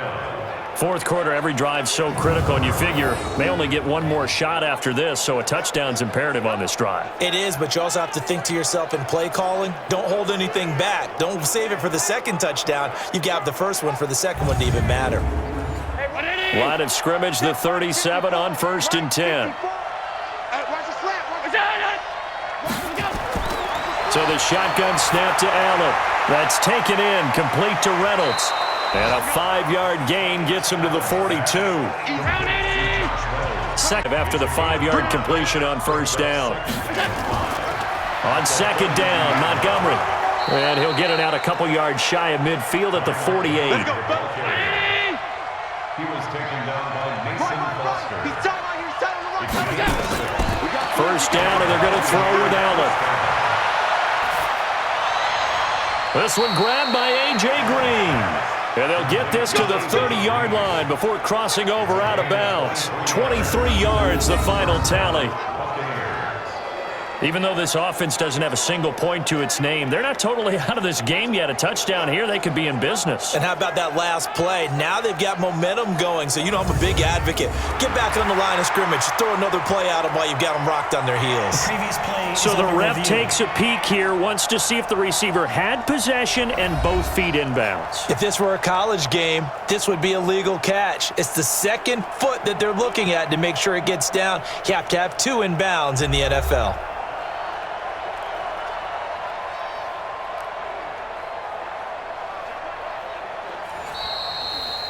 Allen's pass complete to A.J. Green. A gain on the play. Well, he challenged the play. It did not pay off. and that means he lost a timeout in that challenge. And as a coach, you hate that. Don't know if you took the advice of the player, you threw, but it didn't go your way. At the end of the day, it all comes back to the head coach. He has the final determination on whether to actually challenge the play or not. In this case, it didn't pay off for him. And that's got to be so heartbreaking. You throw that flag, you probably feel really confident, and then all of a sudden, boom, you lose the challenge. Yeah, when you take a look at it, you're throwing that flag because you believe you're going to be right. And when it comes back the other way, you have to regroup. Finally, a first red zone opportunity for these guys. 1st and 10 at the 19. They stay on the ground. This time it's Williams. And the big boys up front, they're going to stop him right at the line. Mike Pennell with the tackle. Now a 10th carry. Here's Williams. And the second wave of tacklers is going to get him as they stop him behind the line. It'll go as a loss of a yard, and it'll set up 3rd down. Another example of just a dominant performance by this defense. Yeah, you hear all the time about teams that try to steal signals from the other side and try and learn their signs and their tendencies. It's almost like they get the answers to the exam the night before and were well prepared for this final. Under 4 to play now. Clock running, 3rd down. And this is the 10th carry for Ty Montgomery. And they're going to get him down well short of the first as he can only get this to about the 19. Give him a couple on the run as it brings up the 4th down. Well, look at the clock. You're down 2 scores. Have to go for this, don't you? And they thought that as soon as they took over possession. It didn't matter where they were on the field. They were always going to be in 4-down territory. Backed up, in good situation, it didn't matter. So they've been preparing for that on their play sheet the entire time. And he hauls it in for the Buccaneer touchdown. A.J. Green, his 3rd touchdown now on the year, as his guys are back within a single score. A nice throw there by the second-year quarterback. And I don't believe that was the kind of play he would have made as a rookie, because usually your rookie season is a continuation of your college days. A lot of one read, and if you don't have it, you just take off and go. Now he's settled in the pocket a little bit more, reading the field and getting to a 2nd and sometimes 3rd progression. That was a nice play. Extra point splits the uprights, and now things get a bit more interesting here in this 4th quarter. So that drive, 12 plays in length, and it ends with a touchdown for the Bucs.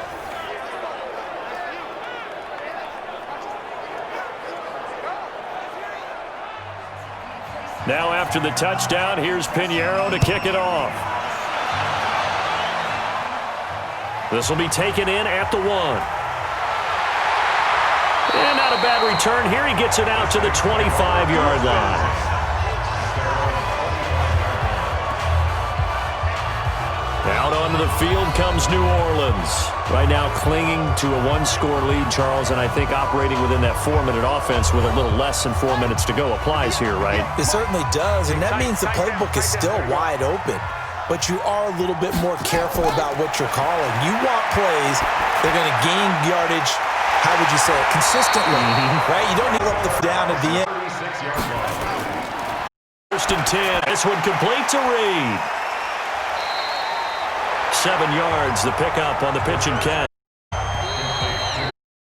4th quarter, down to the final 2 minutes, and we've got a 1-score game. So it's Saints football as we get you reset. They've got a 2nd down now as they search for a way to get this one to the finish line. On 2nd down, here's Barkley. And he's going to have to protect the football and take his lumps here at this stage of the game as they stop him behind the line. Now, this is a big 3rd down, and you'd have to think we'd see a timeout right away if they can't stop him here. Here's Brissett. And he's got Gresham. And they're well past midfield, just a yard or 2 shy of the 40. Offense.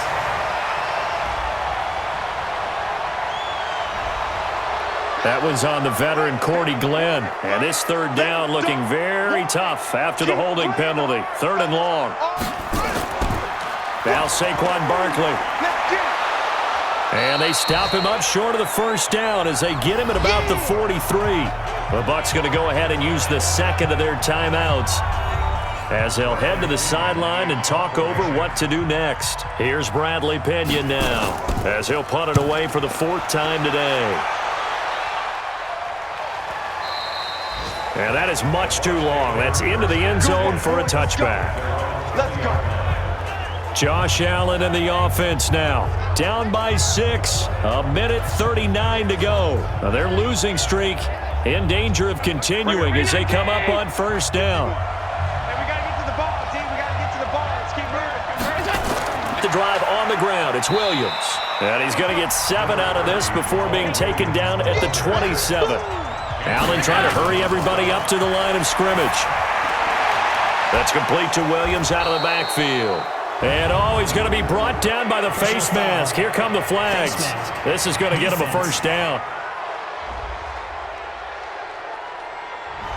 So that flag will cost him 15. And it doesn't matter anymore how you get the face mask.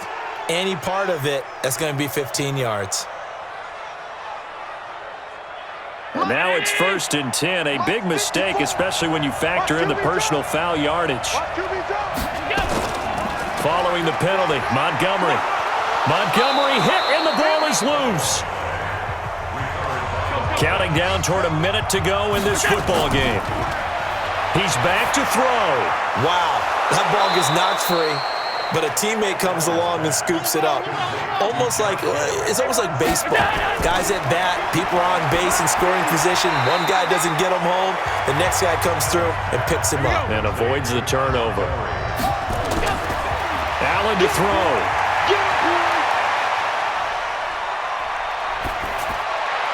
And that is incomplete. Down to 15 seconds now. He was looking for his favorite target, A.J. Green, that time. And it'll bring up 3rd down. On 3rd down, they go Montgomery. And this one's going to go the wrong way. Losing yardage back at the 42. The Bucs forced to use their 3rd and final timeout as they'll stop it with 11 seconds remaining in the ball game. Open man is Hill. He's got it. And they're able to get this one past the 30 to the 25-yard line. They keep the game alive, at least for the moment, as it's a 1st down. Well, going into the final play of this game, they knew that they needed some type of a miracle there at the very end, but they couldn't get it done. However, we were treated to really a spectacular affair. Even though they didn't finish it off, you're exactly right. They took us down to the last play. You're wondering, could it happen? Possibly, even though we both knew it was a long shot. So for the Saints, they improved to 5-0 now on the young season. And they will hit the road next week for a date with the Jacksonville Jaguars. Meanwhile, for the Buccaneers, things aren't looking good. It'll be an 0-5 start. And they'll get a chance to redeem themselves at home next week. I'm Brandon Gaudin. Certainly have to thank Charles Davis, my broadcast partner, and our entire crew. We'll catch you next time right here. It's the NFL on EA Sports.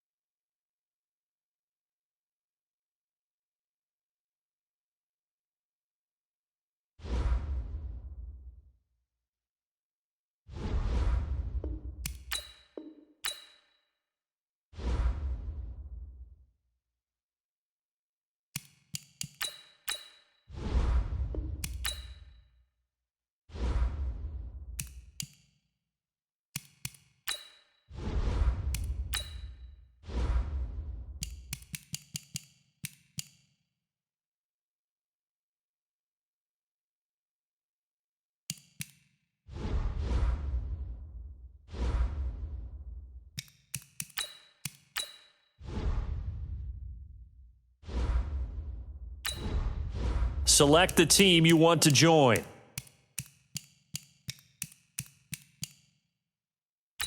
Start your season.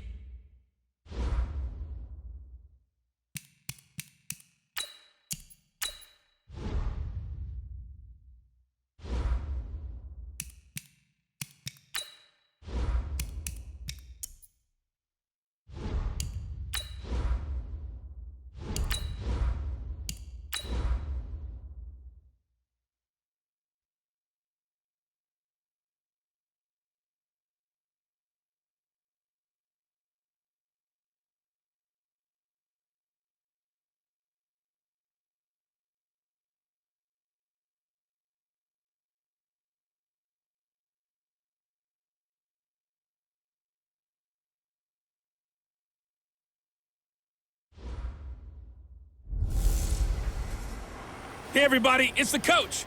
This is the NFL on EA Sports. We are moments away from what should be an excellent matchup between the Minnesota Vikings and the New York Giants. With that, let's get up to MetLife Stadium in New Jersey.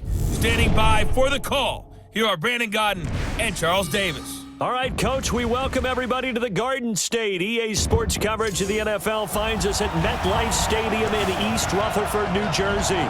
Nothing like the fanfare of introductions to an NFL game, and that was in evidence a moment ago. Fireworks, pyrotechnics, you name it. This crowd is ready as their guys get set to match up between the Minnesota Vikings and the New York Giants. Alongside my partner, Charles Davis, I'm Brandon Godden. And, Charles, you take a look at this Giants ball club. They come in feeling good after back-to-back victories. And they looked awfully good last week and came away with a 2-touchdown victory. They did have a few reasons for concern defensively, but all in all, they'll take a repeat here if they could get it. Meanwhile, for our visitors, the Vikings, they too were winners last time out, so something's got to give here. And I love it when both teams come in off of wins. Great mindsets, and it usually leads to a really well-played game.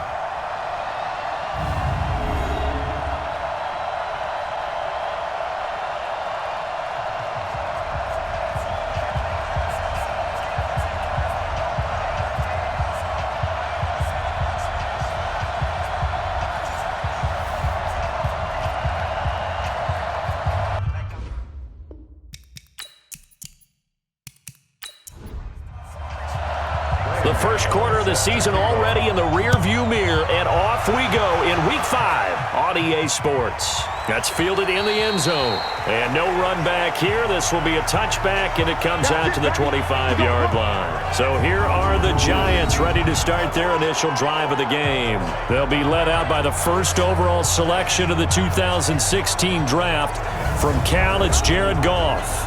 That was a solid performance last week, wasn't it? 2 touchdowns, no interceptions, ran the team well, won the ball game. Bottom line, may not have been earth-shattering, but it didn't need to be. The first carry now for Doug Martin. And right away, he lost the football. Give him 3 there on the first play of the game, and it's second down. That's what I'm talking about. Nice hit, Call it luck or skill, whatever the case is, they're feeling good about just keeping the football there. Yeah, the biggest thing that they're calling it now, our ball. I mean, they don't care if it was luck or skill. Boy, the panic that jumps up in your chest when that ball's on the ground, whether you get it or your teammate gets it, just as long as you maintain possession, that's all you're looking for. Here's 2nd and 7 now. Here's Goff. There's the Penn State man. It's Chris Godwin. A gain of 3 last play. This time they double it and pick up 6. That's a gain of 6. Brings up 3rd and 1. Now it's Goff off the bootleg. And that is incomplete. Goff's pass intended for Dan Hurley. Incomplete. Not only was the call spot on, how about the execution of that defense right there? The zone was absolutely locked up tight.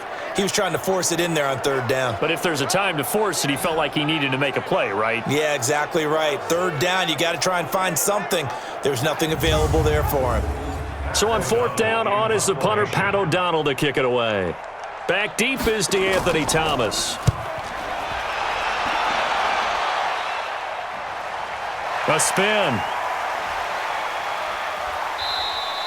That's a 49-yard punt, 8 though on the return. And the Vikings will take over here 1st and 10. So here are the Vikings under 6-year head coach Mike Zimmer. They'll be led out by the number 1 overall pick back in 2015 out of Florida State, Jameis Winston. And you and I both know that any win is a good win, and that's what they did last week. But there was also plenty for him to work on in his game, wasn't there? Yeah. 2 touchdowns, an interception. Yeah, you know, he wants to increase that a little bit in terms of ratio. But first and foremost, they did win the game. They'll start out here with a jet sweep. And he'll be upended here after a pickup of 3, getting it out to the 25. Here comes the ball. Let's take a look here at the offense for Minnesota. And they're coming off a good win on the road last week, but they do know that they have a home game next week. So all the focus has to be, can they get a second win on the road and make going home that much sweeter? That's the intention in this ball game. There's a throw over the middle. It's taken in by his tight end. And they're able to get this one across the 35. 13 yards as the Vikings pick up the first down. Jameis now on first down.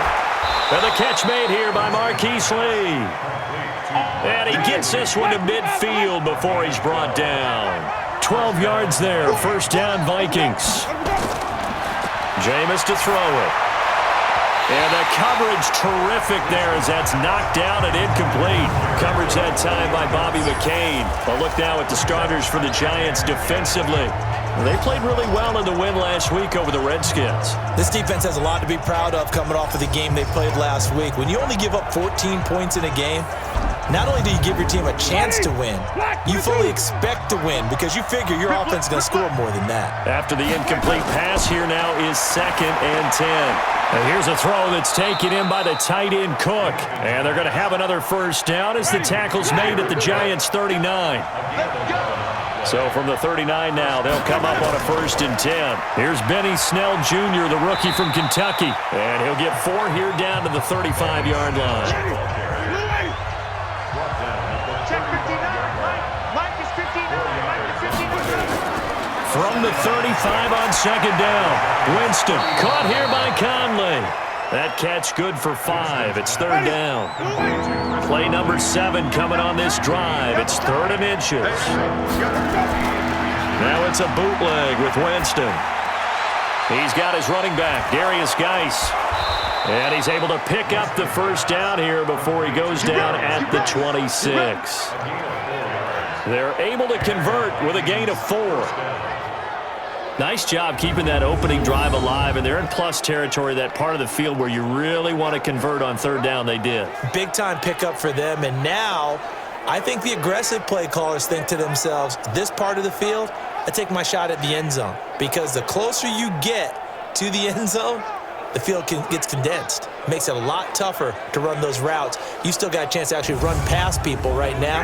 Take your shot at the end zone early in the down and distance count. Winston in the offense with a 1st and 10. And he's 5 for 6 now throwing the ball on this drive. That'll be complete to Cook. And he'll take this forward for 2, maybe 3. But we do have a flag down, and they're already marching backward. Umpire threw the flag, usually always indicates holding, and that's what we've got. And you know, depending on their positioning, where you are on the field, the umpires get different responsibilities, but always making sure no one's holding. A throw over the middle, taken in around the 15-yard line. An excellent pickup of 20 yards. Well, they're piecing together a nice drive to start this one. Seems pretty scripted and pretty successful so far. And I think they did it without our help. Because you remember when we sat in the production meeting with them to talk about this, and hey, you know, how you guys going to come out of the gate? I know I offered my help with a few plays, and they didn't seem to want it. I didn't offer mine. You know, you were the smart one. Whatever they're doing, though, it's working really well. Now the 2nd year back from LSU, it's Darius Geis. And he is met quickly in the backfield. Down he goes, folded like a lawn chair. Every year I go to the combine and marvel at the speeds that linebackers are running nowadays. They run like DBs. And let's face it, they know how to finish plays too. Eyes up, head up, run right through them. Maybe just a slight detour on what's been a strong drive. Here's 2nd and 11. Now Winston. That's caught by Hollister. And now they're inside the 10 as he's brought down at the 9. The reception good for 7. It's 3rd down. When you execute a drag or a crossing route really well and give them a chance to let it develop a little bit, you can gain some significant yardage hitting your tight end on that one.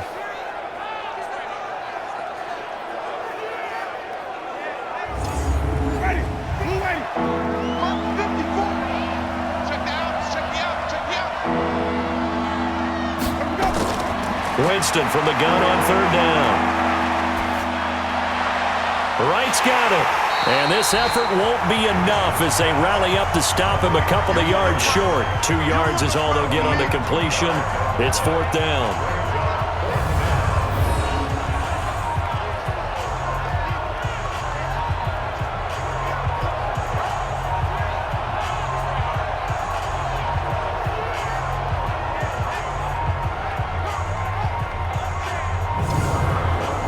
Now Graham Gano, remember he beat the Giants with a 63-yarder back in 2018. No score after one on EA Sports.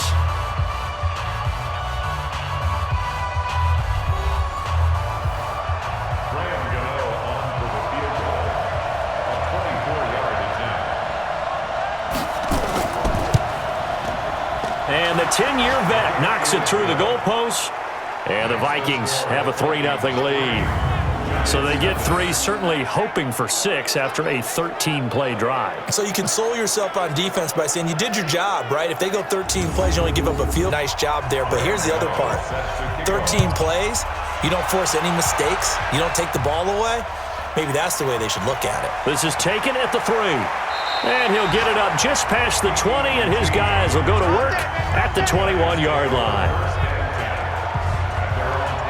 Here's the Giant offense now as they get ready to take over here. And a 3-and-out on that first drive. We'll see if they can do better here. They should have a better opportunity because the nerves should be settled now. That first series, everybody goes out a little extra emotion. So now they get a chance to go back out and say, okay, now we're into the game. Let's go play and play as best we can. You almost get a mulligan then on that first play. You get a second opportunity. Nothing big happened. But then again, you didn't commit any mistakes either. Off you go. Now a run with Martin. And he's at the line of scrimmage and taken down. Call it no gain that time as it's going to leave him with a 3rd and about 3 to go. Back to throw. Goff. Perfectly designed blitz right there. They took that one from the grease board to the field because they were able to free up their linebacker to get into the backfield and spill the play. 13 yards, good for a Giant first down. Now that was pretty.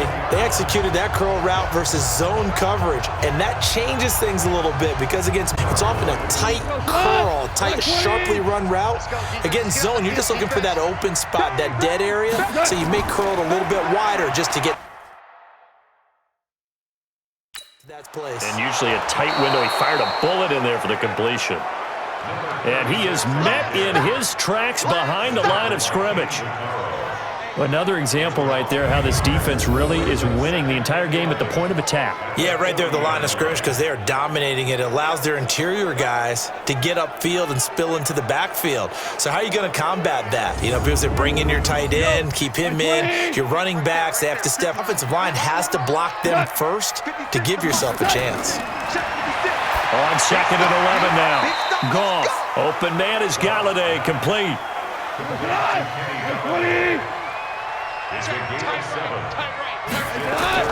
From the gun on 3rd down, Goff. And he'll find Galladay. That's complete. And this is going to turn into another first down as the tackle is made at the Vikings' 32-yard line.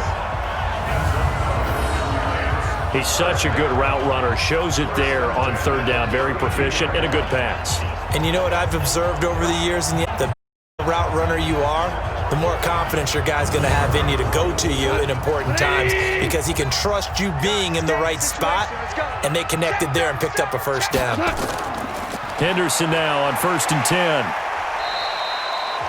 Michael Kendricks, the linebacker, there to get him down.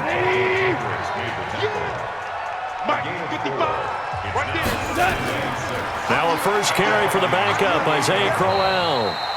And he's going to be stopped just short of the first down marker at the Vikings' 23. The Giants on 3rd down. They've been okay, 2 for 3 thus far. They're up against a 3rd and 1 situation. They'll run it. Here's Martin. And he's going to have a first down here as he gets this one to the 17-yard line. It's a pickup of 6 and good enough to move the chains. On 3rd down, that's a good job of situational football and understanding where the first down marker was and getting there.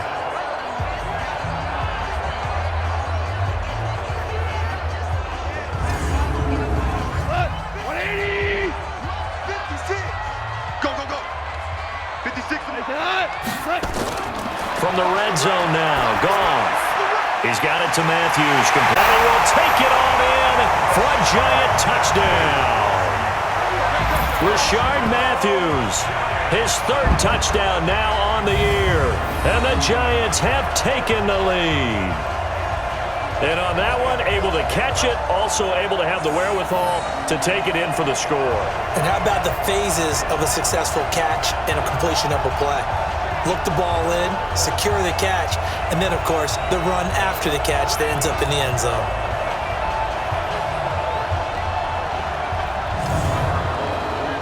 On for the extra point, Giorgio Tavecchio. And this is up and good to make it 7-3. So that one a pretty time-consuming 10-play drive. And it was finished off by a touchdown by the New York Giants.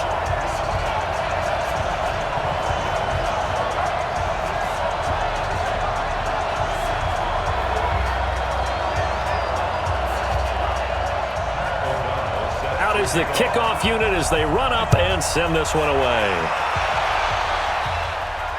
This is fielded a couple yards deep. And he'll bring it a few past the 20 to the 23-yard line. And now out comes Minnesota. And last time they got 3 points, but it was a chip shot field goal. And when you go to the sideline after a chip shot field goal, maybe the offense not too happy. It's a balancing act, isn't it? Because you're exactly right. They're none too pleased that they didn't punch it in for 6 points. But they also have to remember they did put points on the board. 3 points is 3 points. And in this league, you take points when you can get them. Not easily done. And brought in by the tight end Cook. No gain there on the completion. 2nd and 10. 2 minutes to play in this first half. 7-3 our score. A reminder, once we hit halftime, as we do all season, we'll send it down to Jonathan Coachman in Orlando. He'll have all the stats and scores from games in progress around the NFL. The best multitasker in the business, the coach. The Giants going to go ahead and use the first of their timeouts. So as they take it over, we step aside. On 3rd down, Winston. And this is Cook with the grab. And he's able to get it to the 33. Good enough for a first down. From the shotgun, it's Winston. He's going to hit his man out of the backfield. Complete. Now Jameis trying to hurry his crew to the line. Looking to throw again on 2nd down. Winston. Now that'll be tipped and intercepted. Picked up by the linebacker, Miles Jack. And they'll start with great. Well, there definitely was some juice on that pass. And while tight ends don't always have the same reputation for hands as wide receivers do, in this case, that ball was expected to be caught.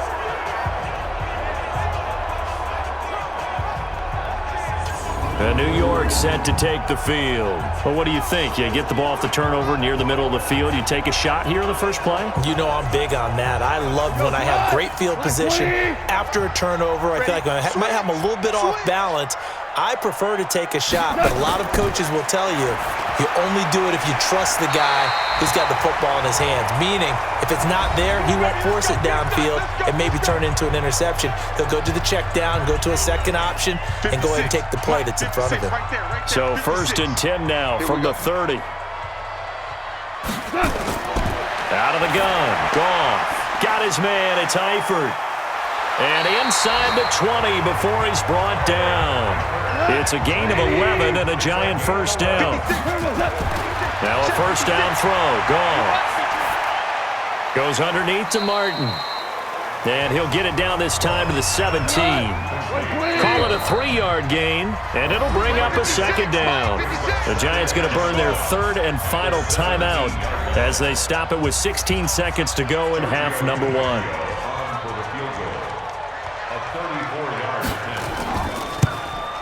Tavecchio puts this one through. And they push the lead up to a touchdown now at 10-3. Still a little bit of time left here in the second quarter, but they do get 3 before the half and expand that lead. And they have to be happy about that. And we haven't met a team yet that doesn't put an emphasis on trying to get points on the board in the last 2 minutes of a half. They'll be real excited to have those up on the board. This is taken at his 4. And not a bad return here. He gets it out to the 25-yard line. Here are the Vikings now to start their next drive. Likely time for just play, and then it'll be off to the locker room to talk about how they can erase this deficit. Yeah, and I think a lot of people look at it and go, well, maybe you take a shot here. Maybe you get some momentum going into the half. What's the flip side of that? You do something crazy, quarterback gets hit, ball comes free, and now you're down an even bigger margin. Go ahead and take this one, go to the locker room, start over. Okay, Brandon, thank you very much. More from you two in just a bit. But first, let's get everybody caught up with what's going on around the NFL here in Week 5. We'll begin over in London. Folks, they're treated to a good matchup. Chicago as the visitors taking on Oakland. And it's the Raiders who have the lead in the second quarter. Nick Chubb with 2 touchdowns thus far.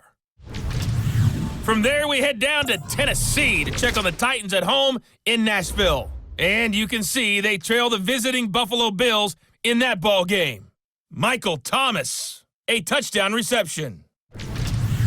Lastly, let's get to Pittsburgh. Check on the Steelers at home at Heinz Field. And at this point, they trail the visiting Baltimore Ravens. Christian Kirk, a touchdown reception. Meanwhile, in our game, it's been a defensive struggle. Which offense can break through in the second half? To find out, let's hand it over to our broadcast team of Brandon Gotten and Charles Davis. Okay, Coach, appreciate it. A 1-touchdown game here as we get set to resume play in the second half. This fielded a few yards into the end zone. And no run back here. This will be a touchback, and it comes out to the 25-yard line. Out come the Vikings. They'll have it first on offense as we begin the third. They're close game, but they're going to need to do a little bit better probably here in half 2, no? I would agree with that totally. I would guess it in the locker room. They talked about cleaning up some of the errors, but overall, I think they wanted to be positive with them. Guys, we're right there. Just not playing as well as we need to. Let's pick it up, and we still have a chance to win this game. Yeah, they do. We'll see if they can pick it up. It's a 6-yard pickup, but it gets them to 2nd and 4. Play fake. Winston. Let's talk a little football 101 here, because one of the keys to advancing the ball downfield, success on first down. Huge difference, as we know, between 2nd and 4 and 2nd and 8 and 9. There are so many things to watch for when you play defense, and reading your keys, you always hear about that, and having your eyes in the right place. Sometimes your eyes can fool you. How about that play action there? And it sprang the big guy, didn't it? Able to dump it over the top to him. They'll go with Snell here on first down. And he's going to be stopped in his tracks at the line of scrimmage. Jalen Smith, the Notre Dame man, in on the tackle. This is Geis. So a nice job to break the 1 tackle, but not much daylight after that as he's brought down.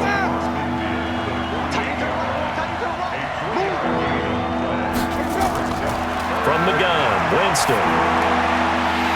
And that will be incomplete.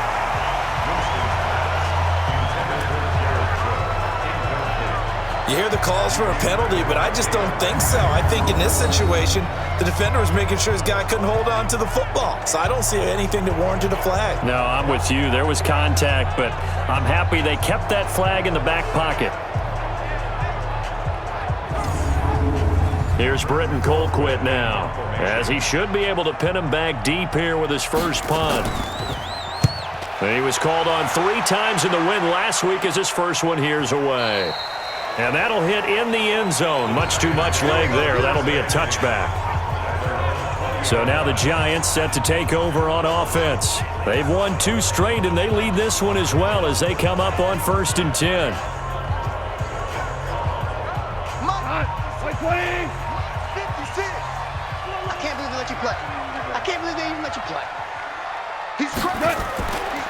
They try to fire up the running game with Martin. Fights forward for only about a yard up to the 21. 2nd and 9 now from the 21. Now it's gone. That's complete to his receiver, Godwin. No gain that time on the completion, and it'll be 3rd down. They wound up getting nothing out of that 2nd down completion, so now here's 3rd and 10. From the gun, here's Goff. Oh, incomplete. Nearly the pick they needed.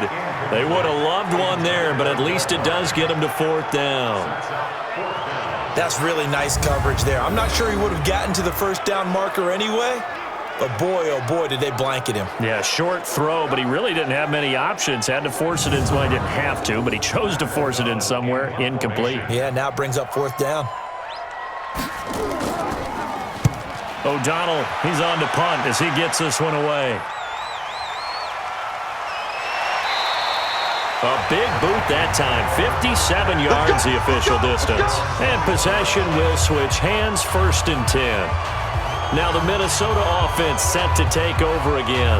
We have not seen much on offense from either side. These last few drives, it has been a struggle, hasn't it?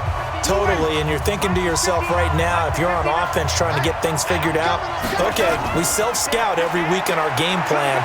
How many things do we do at certain times? What are our tendencies?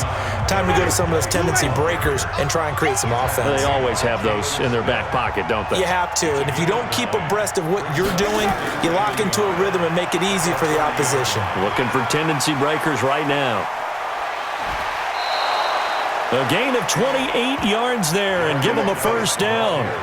Sometimes it's hard to believe, but there are times this game is about patience, isn't it? Hasn't had the game he expected, but that run there, that may get him going. I was just going to say, maybe that gives him a little juice because you're right, he struggled, especially in that first half. Yeah, and I know the great ones always think to themselves, just hang in there. I'm just one big carry away from busting this open. That's a good start for him. So the drive takes him into Giants territory now, 1st and 10 at the 41. Now this one complete downfield on the left side. And they move this all the way down to the 9. 33 yards that time. They're still looking for their first touchdown of the game, and for a second, I thought they had it right there. Looking on the sideline, it's finally good to see nods of approval. It's a welcome sign of life that this offense needed.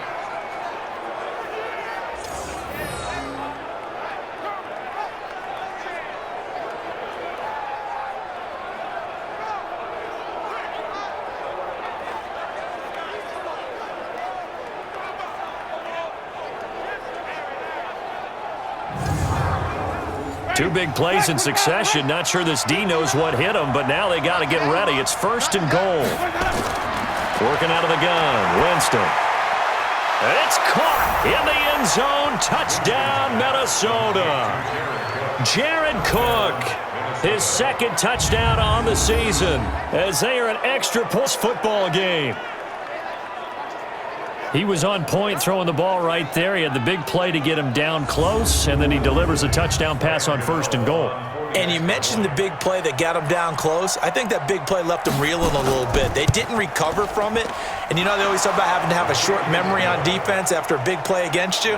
Looks like their memory was a little too long there. Gano the extra point, and we are even at 10 apiece.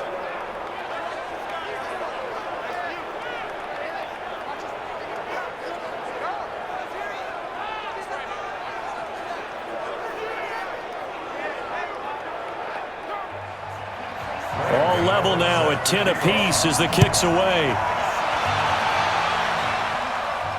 This is taken at his 4. And he'll take it up past the 25 to the 26-yard line.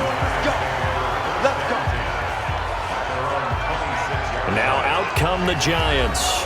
And they're coming off a 3-and-out, my friend. I think they've got to look at that play sheet and go to a spot that they haven't gone before.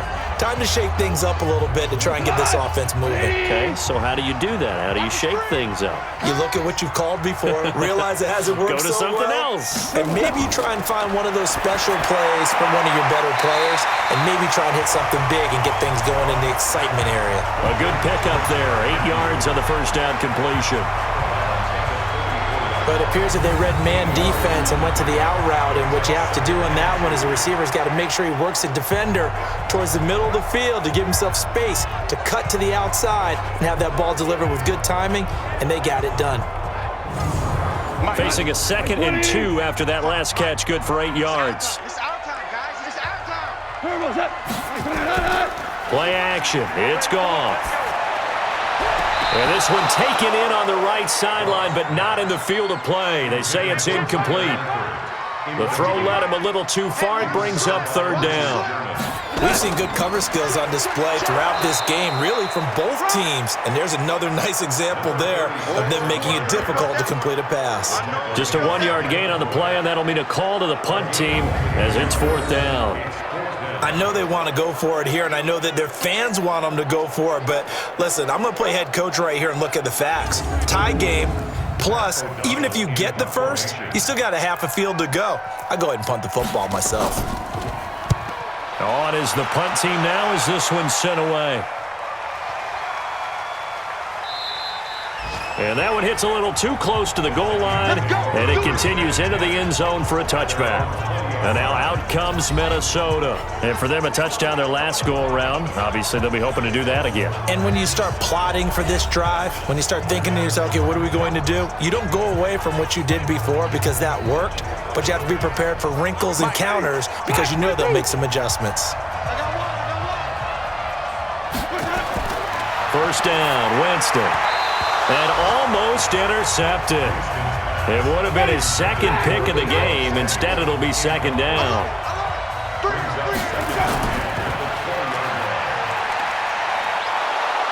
And he'll be upended after a gain of 5, up to the 25-yard line. Let's set a tone, fellas. Let's set a tone. On play action, Winston. He's got the hook up to Lee. Personal foul, unnecessary roughness, defense. A little too much extracurricular there. When you have a game with a lot of contact, tensions are going to run pretty high. You're going to be emotional, but you have to harness it somehow, and he didn't on that play. Ready. Blue 80. Mike is 59. Mike to 59. Get trapped. Get trapped. Check 26. Check 26. Following the penalty, it's Geis. Jalen Smith stepped forward last year in on the tackle for Dallas. It's a pickup of 3. Brings up second And that is going to do it for this third quarter of action. We'll return with more after this break. You're watching the NFL on EA Sports. Ready. Black, get that. Check. No. He can't hang. He's not going to get me. Let's go. Again, they run. Again, it's Geis. And some room to work. The 20. And oh, so close as he takes it all the way to the 2-yard line. A big place. 43 yards on the ground.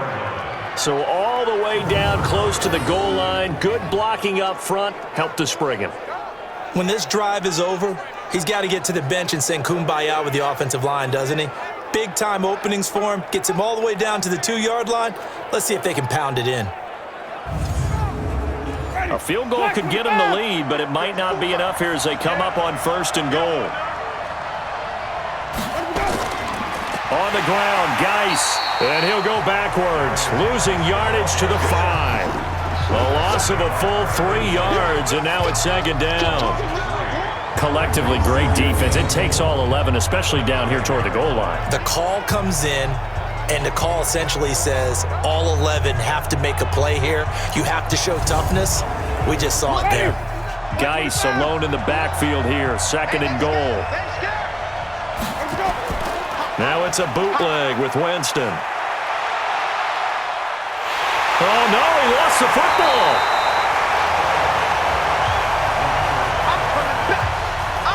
So they escape, so to speak, maintaining the football. Defensively, though, opportunity miss. It definitely was, because that's all defenses talk about. Getting the football and either advancing it the other way or just getting possession and turning it over to their offense. That can be a little bit deflating. You're exactly right. A lost opportunity.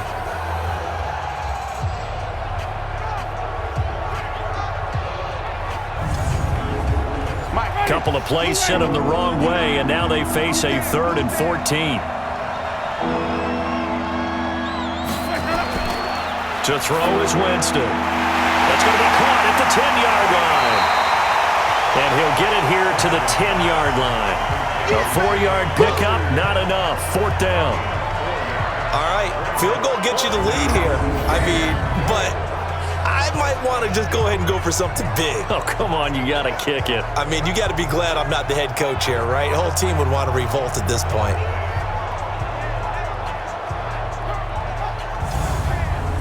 So out on the field now, Graham Gano in a big spot.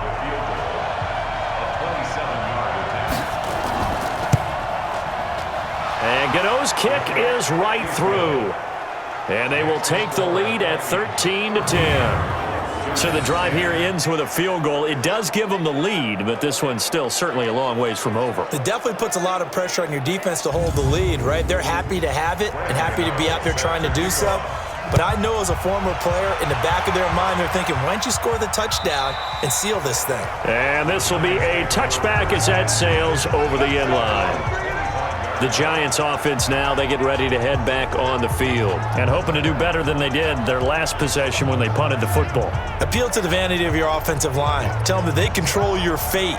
Leverage guys. Win the line of scrimmage. If you do that, you start to win first down. You win second down. And guess what? You start accumulating first downs. And that's what they need in order to not punt the ball again. A good start to the drive. Here's that's caught out on the left side. And he's taken down but able to slip across the 35. It's a gain of 11 and a Giant first down.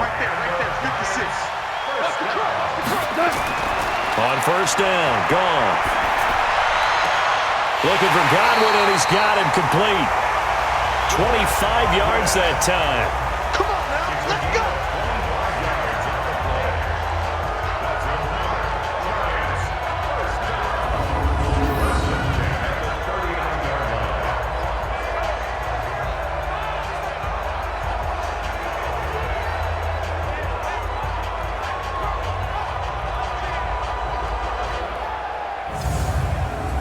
So signs of life in what's been a dormant offense in this second half. Here's 1st and 10. A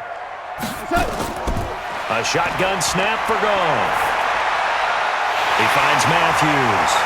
And they'll wind up getting this one all the way down inside the 20. Face mask. Defense. Well, we looked at each other right away. We knew that flag was coming out. And I always enjoy the conversation post because officials always tell you, I don't want to throw the flag, but you caused the play. You did it. I had to. So now then the penalty's got him set up with a 1st and goal.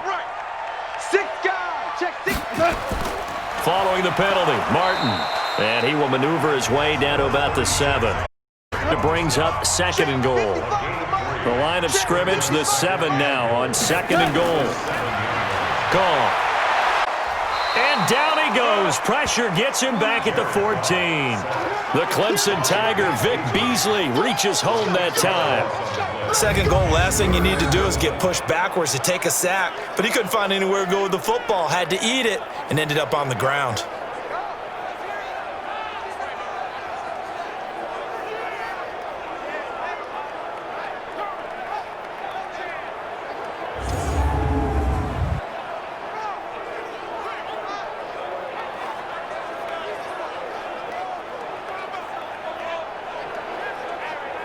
They've been so good on 3rd down all day long. Can they convert another here on 3rd and goal? Here's Goff. This complete to Martin. And this play goes nowhere. Losing yardage back to the 15. Calling a loss of 2 on the play. And that's going to make it 4th down. Really good defensive effort. They were all over that little swing pass out to the right side before lost yardage. Terrific read. Better execution, and done with a lot of enthusiasm, wasn't it? Absolutely. They saw it all the way, ran to the football, and caused a nice play for lost yardage. A 32-yard attempt. The kick by Tavecchio is good. And in the 4th quarter, this game is tied. When you talk about clutch, that one was right down Broadway, and this game's all even here in the 4th. Yeah, he didn't leave any doubt, did he? Good snap, good hold, dead center. Almost like a big-time golfer in a major, firing at a pin from the fairway, trying to win the tournament going down the stretch. All square now at 13 all as he sends this one away. And nice work on the return as they'll start their drive just past the 30-yard line. Now the Minnesota offense set to take over again. And they had 3 points last time, but they didn't want 3 points because they were well within range of scoring a touchdown. We'll see if they can do better now. I'm with you on that one. Let's just go ahead and be frank about the whole thing. The only one happy about the 3-point? The kicker. Exactly. You put it through the post. That's going to help him at contract time. But that offense, they're thinking, let's get in the end zone this time. I don't know if that helped him at contract time. You could have kicked that one through. I don't know about that. I don't know about that. Super toe. That's very well timed there defensively because it's not a bad throw, but the collision came at the exact time he was reaching to bring in the football. Really, really well done. Decent offense, just better defense. I think you're right. Call it no gain on the run there, and now they'll be looking at a 3rd down. So the Vikings in possession of the football as we get you reset. And let's see what they've come up with offensively after having time to talk it over. And able to find Conley. And he'll be taken down, but not before they work it across midfield. 23 yards on the play. Now you're right on the edge of field goal range. You've still got time, but get up to the line of scrimmage and get set.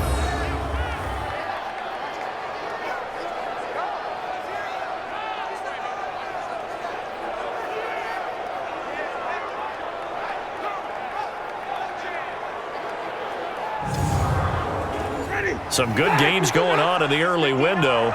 This might be the best of the bunch.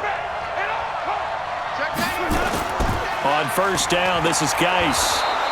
He'll get a nice chunk there on the 1st down run, and it's 2nd and 4. He wasn't ready. He wasn't ready. It's a pickup of 6. They stay on the ground. Geis again. And he's taken down inside the 30. The Giants going to go ahead and use the first of their timeouts as it comes with exactly a minute to go in the football game. Now after the run by Geis, here's 1st and 10. Now a handoff here to his running back. This will be stopped about 2 yards shy of the marker. 8-yard gain, 2nd and 2. Now the Giants will use the 2nd of their 3 timeouts as the clock will stop with 55 seconds remaining in the football game. On 2nd down, it's Snell. And they've got it inside the 10 at the 8. The Giants going to burn their 3rd and final timeout as the clock shows 50 seconds to play here in quarter number 4. A game-winning field goal would be a chip shot how they play it on 1st and goal. Geis, they'll try to run it. And for one of the few times here today, this run's not going to go anywhere. The Vikings going to signal for the first of their timeouts as they'll stop him with a little over 30 ticks to go in the football game.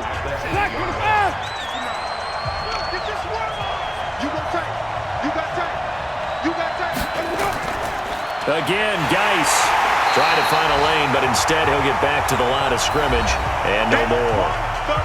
Now the Vikings will use the 2nd of their timeouts as they stop it with 28 seconds to go in this football game. This has been a long drive. You got to figure a field goal would be a letdown. Can they convert now on 3rd and goal? And the stop will come inside the 5 at the 4. Give him 4 yards there, but they're still well short of the goal line with 4th down now looming.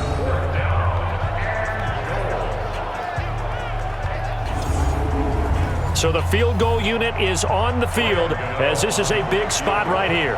2 for 2 on the afternoon, and a 3rd would win it. And the kick is good. Graham Gano connects as time expires.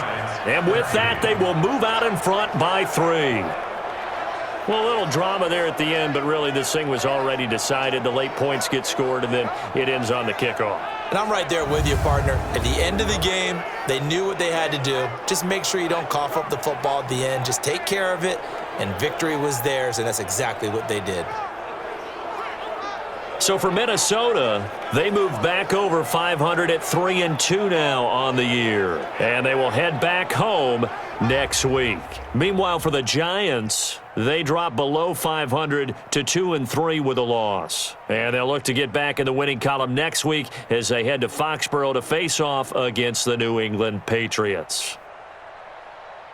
And for Charles Davis and our entire crew, I'm Brandon Gaudin. You've been watching the NFL on EA Sports.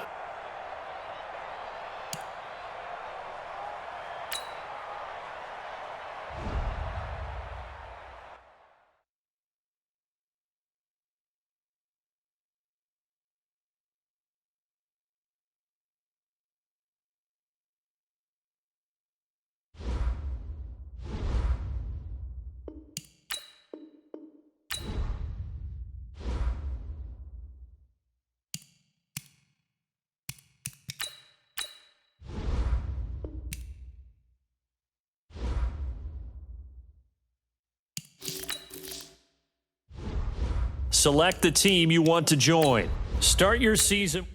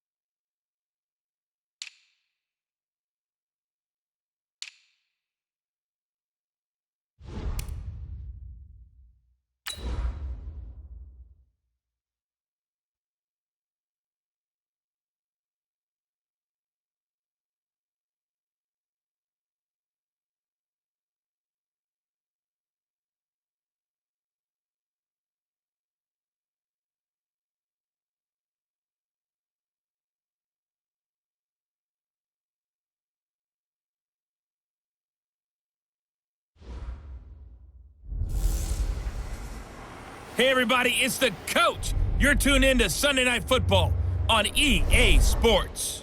Straight ahead, we've got what should be an interesting matchup between the Indianapolis Colts and the Kansas City Chiefs. I'll join you again at halftime to look at some of these stats and scores from earlier this afternoon. But for now, it's Sunday Night Football.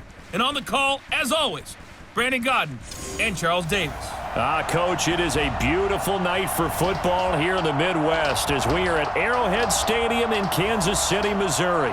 The scene a few moments ago, here it is. It's unlike any other in sport as both teams made their way out of the tunnel. These folks are fired up as their guys are ready to do battle. Hello again, everybody. Alongside Charles Davis, I'm Brandon Gaudin. And, Charles, we look at this Chiefs ball club. They were winners last time out, so they'll be looking, Charles, to make it 2 in a row. And what I enjoyed when I watched their game tape and their victory last week is they put it together in every phase. Good offense, good defense, and some key plays on special teams. Let's see if they can get that second win in a row. Meanwhile, for the visiting Colts, we're in October now, so everybody should be coming into form, shouldn't they? They really should, and what you have now is a full routine established about what you want to get done and full focus on the season.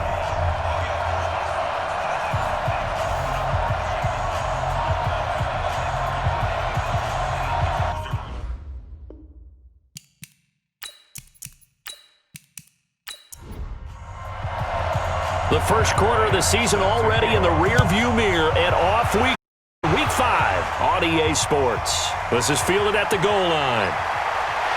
And he'll get it up to about the 26-yard line just across the 25. So here come the Chiefs for their opening drive.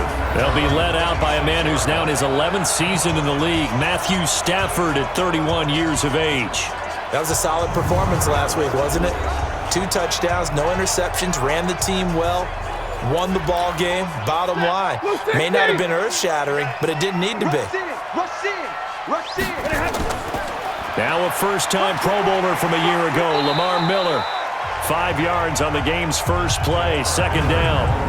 And in this offense, the shifty Lamar Miller sometimes sets the table. And he's at his best when the number of carries for him approaches 20.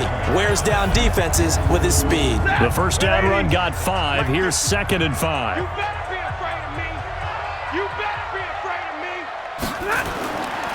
Throwing is Stafford. That's complete to Cobb. And they get him down, but not before he takes it across the 40-yard line. An 11-yard pickup, and it's enough for a Chiefs first down. A first down carry now for Miller. And he will force his way forward for a yard. I have a good feeling this will be coming back. So on the big tight end, holding. Each and every year, we talk about very few tight ends coming into the league that are polished blockers or asked to do it a lot in college. So it's a constant struggle and a constant fight to learn how to do it without holding. It'll be a 3-yard gain, and it'll be a 2nd and long. Time for a look at our starters here on defense. Against the pass, they're hoping to trend in the opposite direction because right now they're ranked number 26 in the NFL. And those are the kind of plays that this unit needs to make because they know that going against a team of this magnitude and the way that they're playing, they cannot afford to let them get on a roll early. Chip away at their timing. Throwing on 2nd and long. Stafford, and seeing nowhere to throw, he chucks this one away from harm. Incomplete. Now it's 3rd down. An incomplete pass on that last play, and that means they'll need to come up with something here on 3rd down. Now Stafford. That complete to Lamar Miller. 4 yards on the pickup, and that's going to bring up a 4th down. And they're getting him involved early. You feel like they saw something on tape, or they just have a sense with him because he's had a good week of practice or something in that area that they want him involved. Just as you said, they want him to touch it either in the running game or the passing game, but they must like the matchups they're getting. On 4th down, here's Andy Leon to kick it away. Back deep, Travis Benjamin. He punted 5 times in the win last week as this one's away. And this is going to hit the goal line and continue on into the end zone for a touchback. So here come the Colts under second-year coach Frank Reich. Leading them out at QB is the former North Carolina Tar Heel, Mitchell Trubisky. And they are in rhythm on offense because of him. I mean, right now he's got everything going the way he wants to, finding the receivers the way he wants to, looking over defenses. No interceptions is the number I lock in on. Before a touchdown pass isn't so bad either. Yeah, what a game he had last week. They'll run it with Bell. Gets this to the 24 for a gain of 4. I call that play a success. A nice inside run sets up a very manageable 2nd down. A very solid gain on that play. The run got 4. Now they deal with a 2nd and 6. I got you.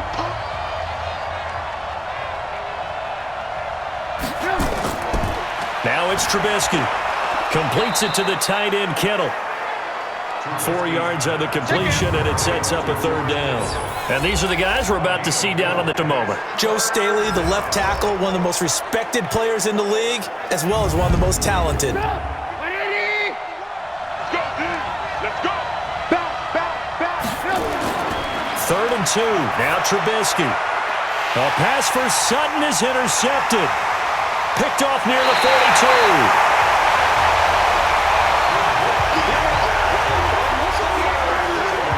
And he may want to track down that football because that's interception number 1 on his career. You're saying that's going into the trophy case? I'd put it there. Yeah, no doubt about it. That's when you ask the equipment guys to make sure they hold it for you after the game. But if you play in the back 7 on defense, that's part of your job, finding ways to take the ball away from the other team. And the Chiefs now getting set to go. They were forced to punt last time, and I doubt sincerely that they'll have to punt here because they're gifted with terrific field position. I don't even want to think about the idea that they would end up punting starting with this type of field position. Neither do they. Great starting spot, great opportunity to run your full playbook. They want to take a shot here, they can go ahead and do it. On 1st down, Miller. And he will take it on in for a Chiefs touchdown. Lamar Miller. His 6th touchdown of the season as his guys are able to strike first here in this opening quarter. I know we don't talk about it enough, but the intelligence level of the guys up front blocking, the offensive linemen, maybe the smartest guys in football overall. Add in a little bit of athleticism and a whole lot of toughness, you got a lot to deal with, don't you? That's why the guys in the backfield get them really nice Christmas gifts, right? If they're smart, they do. Ryan Suckup on for the point after.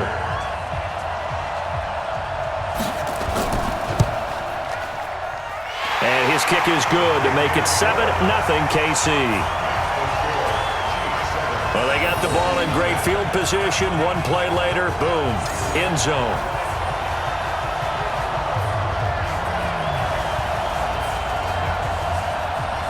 Set now to kick this one away, and off it goes. This is fielded at the goal line. And he'll take this one near the 25, call it the 26-yard line. And now Indianapolis set to take the field. They had the interception last time. It led to the opening touchdown. So now 7-0 the score as they start 1st and 10.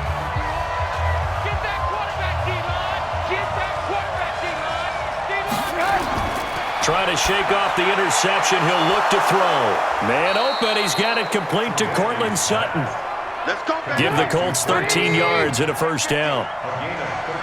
So from the 39 now, they'll come up on a 1st and 10. Out of the shotgun, it's Bell.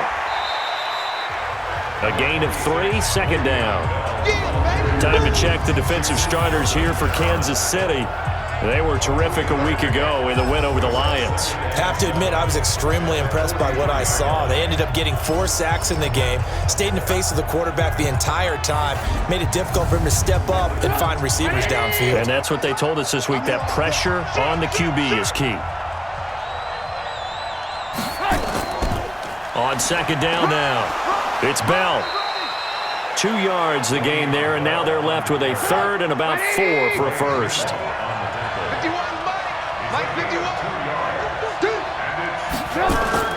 Here's Trubisky to throw. A screen to Bell. And they went the wrong way there. Losing yardage back at the 43-yard line. Well, you can see what they wanted to do. They wanted to set up the screen there, but it got blown up. It's hard to run that play if you're not getting a lot of pressure at the quarterback because the space doesn't open up. They were able to read that one and slow it down and stop it before they could get a first down. On 4th down, here's Sam Martin on to kick it away.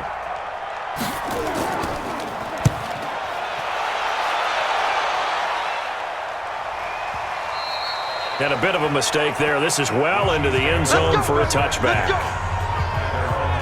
Here's the Kansas City offense now as they get set to take over. They've got a 7-0 lead in the football as well as they start out 1st and 10.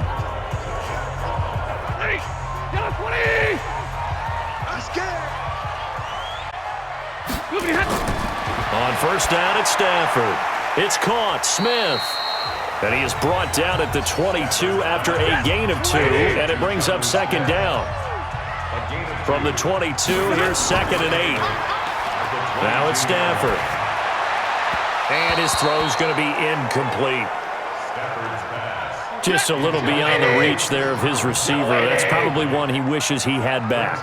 He wishes it had been 7-on-7 in practice, or maybe even routes versus air, because that's a completion he makes, 9.9 times out of 10? Just missed that one.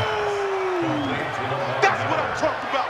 Nice hit, boy. So much about this game is just understanding situations and then having to execute, isn't it?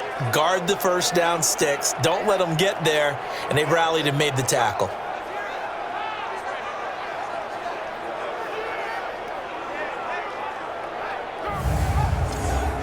Here's Andy Lee now as he'll kick it away for the 2nd time.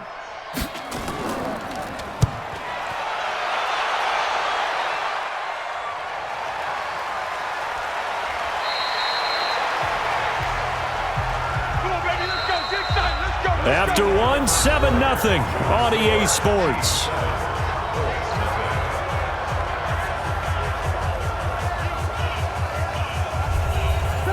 The Colts come to the line ready to start their next drive. And things haven't started so well for this side. 2 drives, 2 punts. So now you've got to start looking not just at play calling, but which guy's going to step forward and say, okay, let's get this thing done. Because within that unit of 11, sometimes one guy can make a big-time play and break through the barrier. Good yardage there for the Colts. 18 and a first down.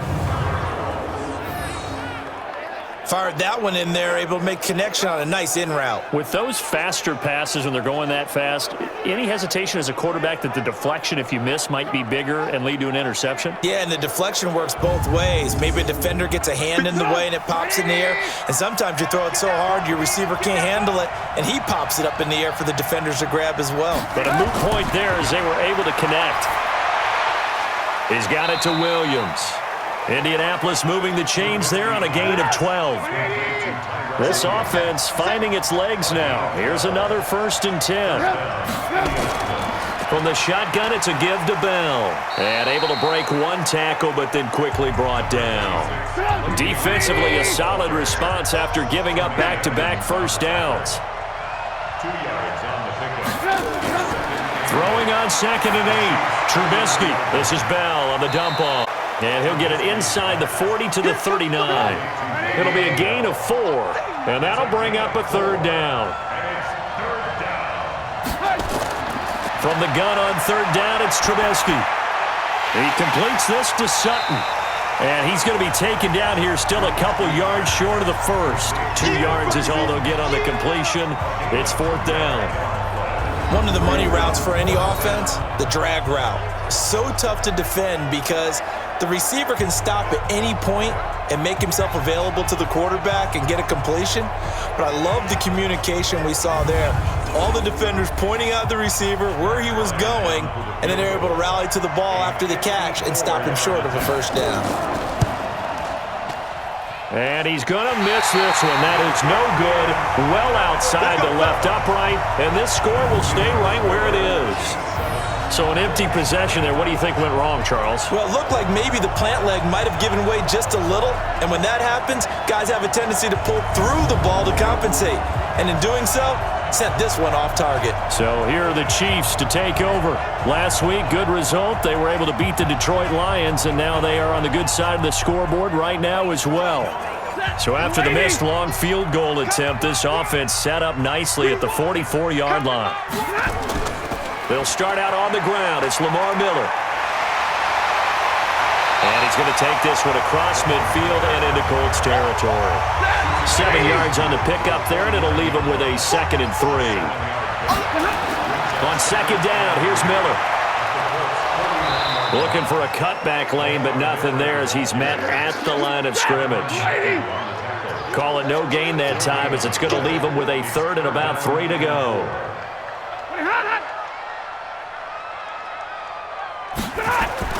Stafford on 3rd down. Got a man, Slayton.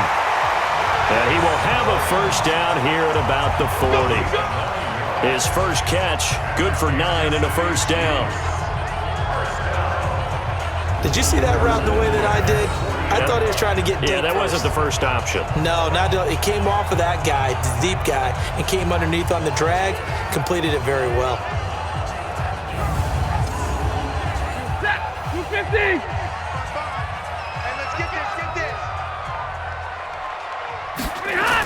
They'll run on 1st down. It's Miller, and he only manages a couple here down to about the 38-yard line. A gain of 2 brings up 2nd and 8. From the 38, Stafford caught by Cobb. And here he'll be brought down a little shy of the 35 at the 36. That throw good for only a couple. It brings up 3rd down. 2 minutes on the clock, 2nd quarter, 7-0 ball game. Coming up in a couple of minutes, we'll get you to Jonathan Coachman in Orlando. The coach will have stats and scores from earlier today in the NFL. Now, meanwhile, a pass that should have been intercepted, but it winds up falling incomplete. I know our vantage point might be a little bit better way up here, but that looked like an ill-advised throw to me. I didn't see anything open, and this play just didn't look right from the beginning. It did not. I thought he might get outside and just chuck it away. Dangerous pass, incomplete. Suck up onto the field goal. A 53-yard attempt. And I don't think this has the carry. It does not. It's no good. And this score will stay right where it is.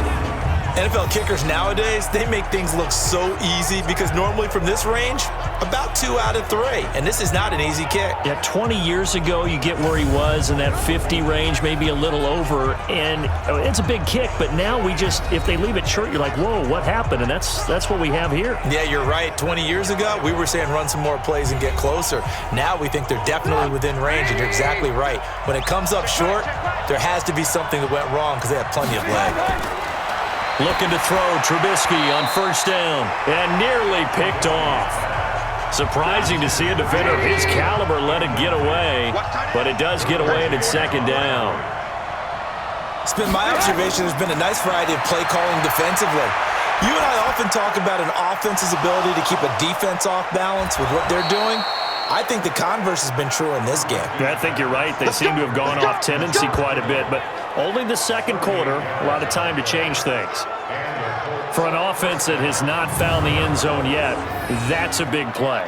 There's the spark right there. The big play that they needed. Now they've got to go ahead and finish this drive and put this ball in the end zone.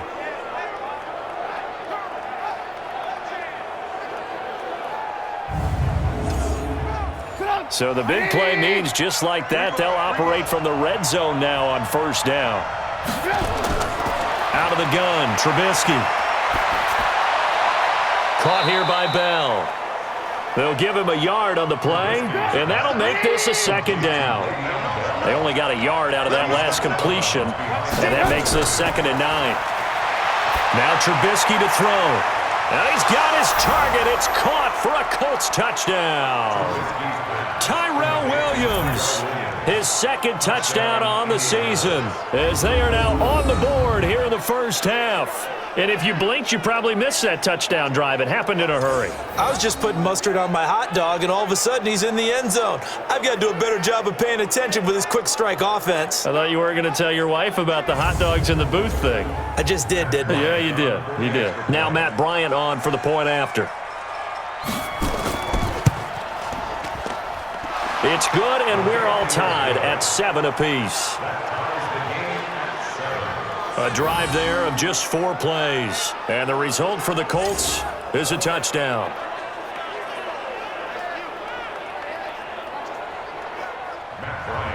So all even at 7 now as they kick it away. This is fielded a couple yards deep. And all that work, but he stopped where he ultimately would have been, and he's simply taken a knee, and that's the 25-yard line. Out now the Chiefs offensive unit ready to do battle again. Tie ball game, still a little more than a minute to go in the half. The question, can they put something together here, try to take that lead into intermission? I would have to think that would be the goal for sure. I don't think you sit on anything here. Here's your opportunity. Push it downfield. As you mentioned, it's a tie game. So minus a disaster on your part, you've got that in your back pocket. Go ahead and try and get some points and feel great going into the half. The Chiefs now going to use the first of their timeouts, as they'll stop it with just over a minute to go before halftime. They'll come up now 2nd and 4 from the 31. Check. Fresno. Stafford. And that'll be incomplete. Took a pretty good shot as he tried to pull that one in. Couldn't hang on 3rd down. Now they face a 3rd down and 4 after that incompletion on 2nd down. A shotgun handoff now to Miller. And they'll get him down about 3 yards short of the first. The Colts going to use the first of their timeouts as they get the stoppage with a little over 50 seconds to go in the first half. Here's Andy Lee now as he's on to punt for Kansas City. He's been a busy man here in this first half as he gets it away. And that hits at the 6 and carries into the end zone for a touchback. Here comes the Indianapolis offense now as they get set to take over. And we're under a minute to go here in what's been an even first half, all tied up. Yeah, still time to make something happen, too. A couple completions, you string them together, could get into field goal range. Let's see what happens. Now Trubisky on first down. This one into the hands of Kittle, the tight end. And he'll go down at the 26 following a gain of 6.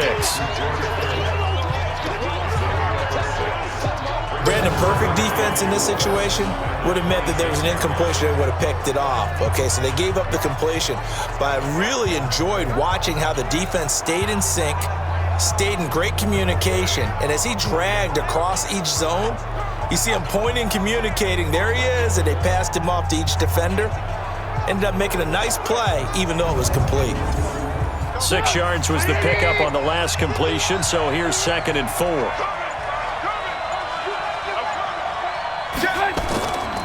And this time they'll just keep this on the ground. And he's able to take this one up to the 35-yard line. We have hit halftime. Still 2 more quarters to go. We'll take a timeout. We'll be back after this. You're watching the NFL, and it's on EA Sports. It's in the game. All right, Brandon, thanks very much. We'll get back to you and Charles in a minute. But first, time to give the folks at home a look at what's going on around the NFL. We'll start up in the Pacific Northwest at CenturyLink Field in Seattle, where you see the final score there. Dwayne Haskins leading the way with a couple of touchdown passes in the victory. From there, we head east to Tennessee to check on the Titans at home in Nashville. And they were losers in their ball game as the visiting Buffalo Bills come in and took it to them. Jordan Howard, a touchdown run in the victory. And finally, on Monday Night Football, we'll see the Browns and 49ers get after it out in Santa Clara. Meanwhile, in our game, each team able to manage just 1 touchdown apiece. 7-7 is our score. And for the call of the second half, we send it back to our commentators, Brandon Godden and Charles Davis. All right, Coach, thank you, and we welcome everyone back for quarter number 3. Ready to go for the second half. 1 touchdown apiece, 7-7 our score. And no run back here. This will be a touchback, and it comes out to the 25-yard line. Out come the Colts. They'll have it first here to start quarter number 3. They have a chance to break our tie here as we get a look at the first drive of quarter 3. And it's such a tone setter, isn't it? Because both sides trying to seize momentum to begin the half. What do they have dialed up that'll give them an advantage to move the ball downfield? Let's find out what they have dialed up. And now the drive starts with a completion out to the right. And he's going to be dropped following a pickup of 7 past the 30 to the 32. They'll operate from the 32-yard line here, 2nd and 3. They'll give this to Bell, and nothing doing. He's immediately taken down at the line of scrimmage.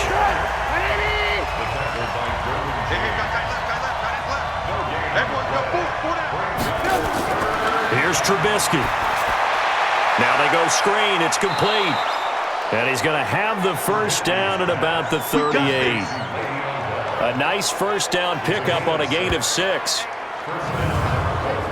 Let's give a little credit there. The offensive play caller sensed that the screen pass was available.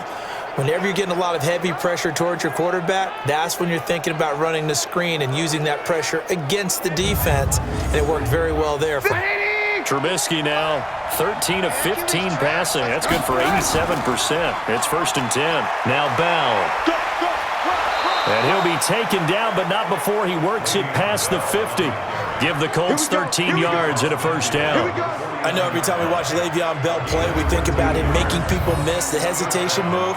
But you remember, he came out of Michigan State as a bruiser and a thumper, and he still has those capabilities. At 225 pounds, an underrated part of his game. So now 1st and 10 in Chiefs territory at the 49-yard line. From the gun, it's Trubisky. That's complete. It's Bell. And they'll get this just to the 47, 1-yard gain. They only got a yard out of that last completion, and that makes this 2nd and 9. Now it's Trubisky. Over the middle to Kittle, complete. And he's corralled, but not before getting it inside the 35. Like so many tight ends nowadays, they have no problem at all putting him in the slot and letting him go to work, and that's a nice pitch and catch right there for a first down.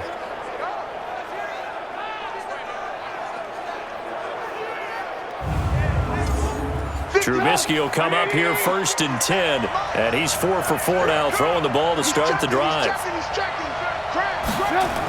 They'll go back to the ground with Bell. And the result here, a pickup of 8. Leaves him with 2 to go on second down.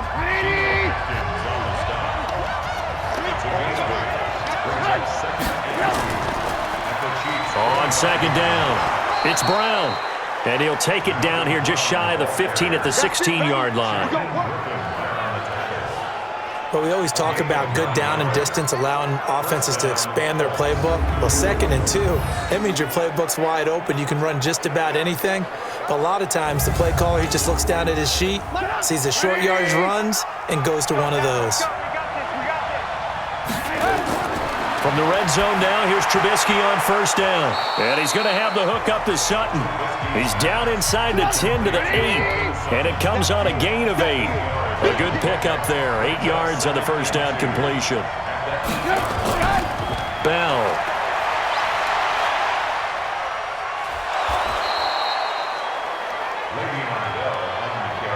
I hope we give enough respect to the big guys up front because they have been getting it done on this drive. The holes have been large, and they've been barreling through and picking up first downs. Now a throw to the end zone on first down, but it winds up incomplete. Cortland Sutton was the man he was looking for, but it'll be 2nd and goal. On 2nd and goal, Trubisky, and that is caught. Touchdown, Indianapolis. Cortland Sutton, his 3rd touchdown now on the year. And the Colts have taken the lead. There was no going through the progressions on that touchdown pass. Yeah, nor was it necessary. His receiver won that route early, presented himself, no reason to wait. Go ahead and put it on him and score a touchdown. Bryant tacks on the extra point, and that makes the score 14-7. That one in the books as a 12-play drive, and it culminates in an Indianapolis touchdown.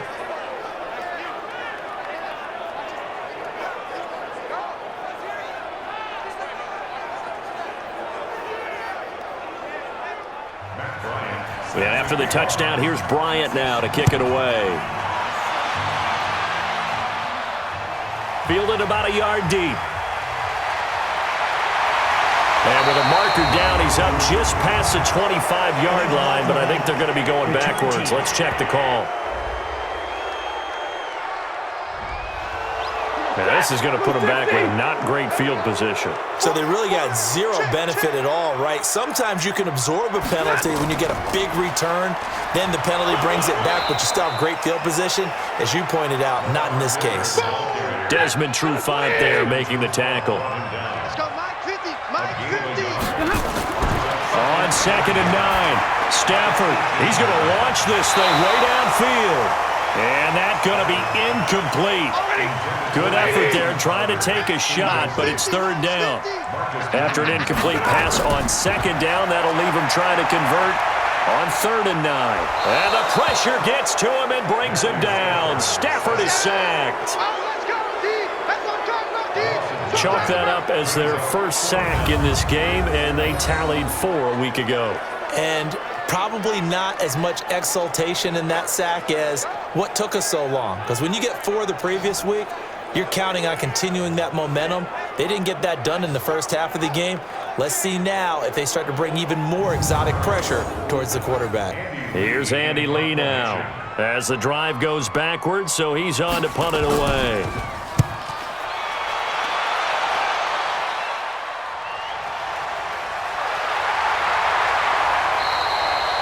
A big kick there. We'll call it 56 yards on the punt. And the Colts will go on offense here, 1st and 10. And now Indianapolis set to take the field. And they're hoping to redo their efforts in the last drive when they got into the end zone. And just think of what it's like now on the sideline, because when you score a touchdown, you have to go over and look at the tablet and see what you did on the last drive. When you scored points, it's a whole lot better view than when you're trying to figure out how to fix things there. They'll try and get the running game going with Bell. He'll get about 4 as he's past the 35 to the 38-yard line. And this should be the final play before the quarter ends. Let's put that team on the 38-yard line. 1 quarter remains here on a Sunday night. You are watching the NFL on EA Sports.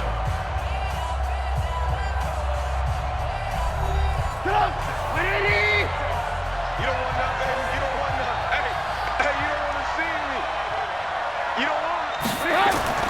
Again, it's Bell. And he'll muscle his way up to the 43 for a pickup of right around 5.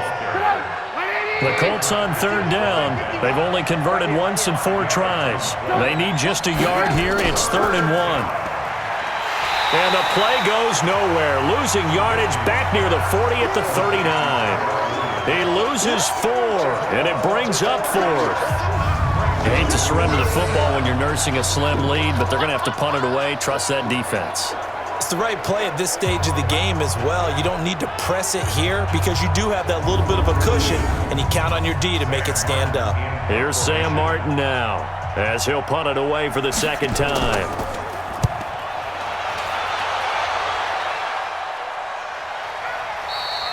And this will hit just beyond the goal line as it's into the end zone for a touchback. And now here comes Kansas City. They punted last time they had it. What steps, Charles, you think they have to take to make sure they don't do that again? Well, let's just go to the football 101, the trade expression 101. Win first down. Make 5, 6, 7 yards on first down and make it a 2nd and 3, 2nd and manageable. Keep accumulating first downs that way. Keep moving the football. You don't want to get behind the sticks because then the defense has the advantage. It's a gain of 6 on the play, and it'll be a 2nd down. From the 26, they'll line up on 2nd and 4. Back to throw, Stafford. That's complete to Cobb. A gain of 5, good enough for the first down.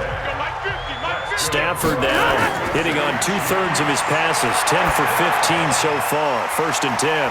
Now a pass dumped off to his running back. It'll be a pickup of only a yard, and that'll make it a 2nd down. Draw play, this is Miller. It's a gain of 6, moves him to a manageable 3rd and 2 situation. This is 3rd and 2, maybe the biggest play in this football game. They'll run it again with Miller. And he's got the first down yardage as he brings this up to the 47. 8 yards, first down as they're able to convert.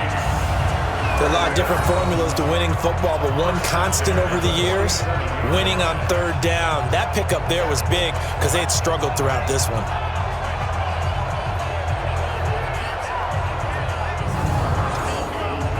The drive continues as they search for a tying touchdown. Here's 1st and 10. A shotgun snap for Stafford. And this is caught. First catch by Brandon Marshall. And they'll wind up getting this one all the way down inside the 20. The catch and run pays off to the tune of 35 yards. I know we love our jobs, and pretty much any play we see, we're pretty, excited about. But big plays, let's face it, that's what we absolutely live for. How about that one? That was great, and what our camera missed was the fist pump from the after that catch. That's a big gain. So the big play means just like that, they'll operate from the red zone now on first down. Let's go. Now Stafford.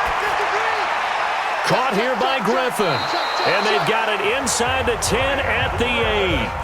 This game not quite as good as the last, but still over 40 yards between the two.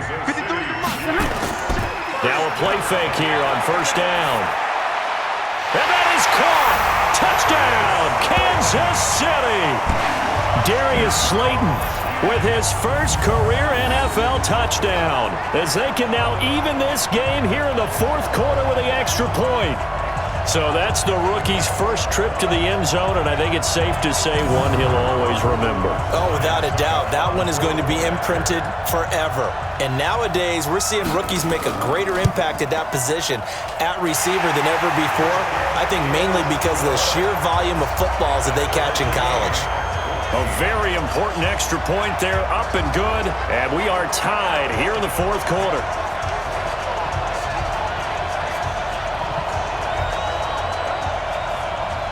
This one tied at 14 now as he sends this one away. This will be taken in at the 1. And he'll take this across the 25, a couple extra yards up to the 27-yard line. Here comes the Indianapolis offense now as they get set to take over.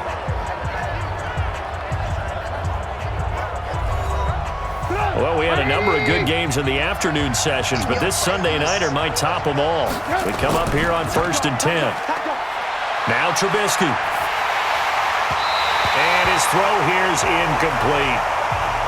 He was looking to hit his running back, Le'Veon Bell, that time. And that'll bring up 2nd down. 2nd and 10 now. It's Trubisky. Got a man open. It's Sutton. And he'll get it up near the 35, right at the 34 here. All tied up, less than 2 minutes to go. So the Colts in possession of the football as we get you reset.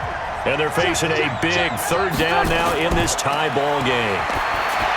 Now it's Trubisky. The open man is Smith. And he's got the 1st down yardage before he's brought down at the 42. Obviously a big 1st down right there. Yeah, they still got to hustle. They got to get up to the line of scrimmage and get set. But I don't think necessarily you need to spike it, but they've got it quickly. A good pick up there of 20 yards. They're making steady progress, but I see your face. You're worried about that clock. I'm worried about the clock, and at some point you have to have a splash play in there as well.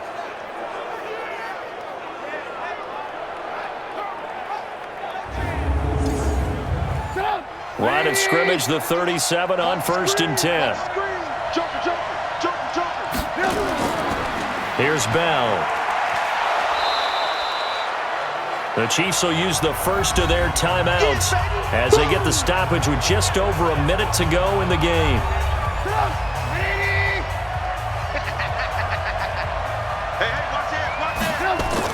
They'll go again with Bell. And only able to get 2 here. Stopped at the 30. Now a 2nd timeout called for by the defense as it comes with exactly a minute to go in the football game.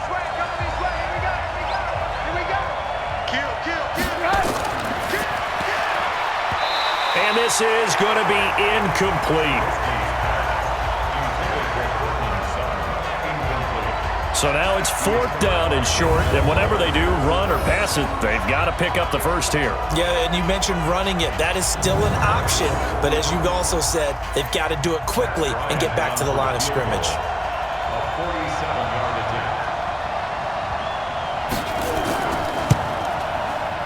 And this one looks good. It is good. Right down the pipe. And the sideline celebrates as they have taken the lead in the final minute. All right, so time to reset here. It's a huge kick there, gives them the lead, but they've got to be careful that their celebrations aren't a little too premature. You're exactly right about that, because there still is time for the other guys to run a few plays and get into field goal position. So this defense is going to need to come up with one final stop if they're going to get out of here with a victory. And he'll take this across the 25, couple extra yards, up to the 27-yard line. So Matthew Stafford in the offense, down by a field goal, a little under 50 seconds to go. Now they need, at minimum, 3 points out of this as they come up 1st and 10. Hey, check. Undercrunch. Stafford.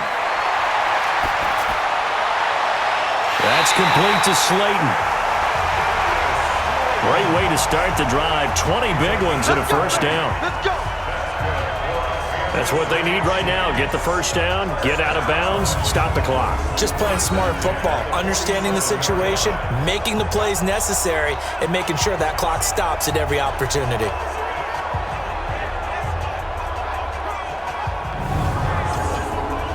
A big hitter to start the drive has him up near midfield here for 1st and 10. He'll look to throw.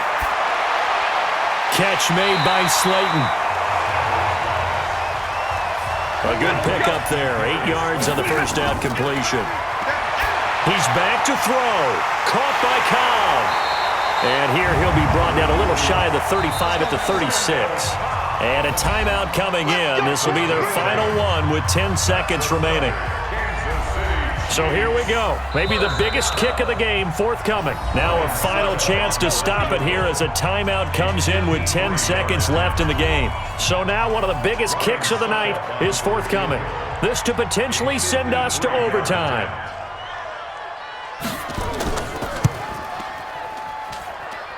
And this kick is not gonna get there. It's short and no good. Well, that would have been something if he could have saved him from that long distance there in the closing seconds, but it was just not meant to be. They needed a little more time and a little more yardage to give him a realistic shot. And that kick's a good metaphor for this game, isn't it? They're going to wind up a little short in the end.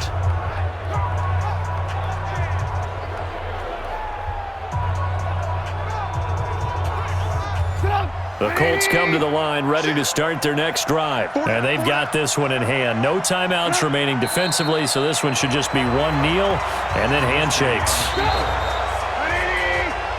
So this one winds up an Indianapolis victory, and never an easy thing to come into Arrowhead and get the victory. One of the toughest places to play in the league, but they did it. Some of the best fan support in the league. They take pride in it. They love their team. They rally around them, good and bad. But when it's good, oh, it is so difficult to come into this place and get a win. From the time they sing the national anthem and finish it with the home of the Chiefs, you're in trouble right from that moment usually. So for the Colts, they move back over 500 at 3-2 now on the year. And they'll be able to enjoy this one through the bye week before they get back at it again. Meanwhile, for the Chiefs, the loss will move them back to 3-2 on the year. And they'll get a chance to redeem themselves at home next week.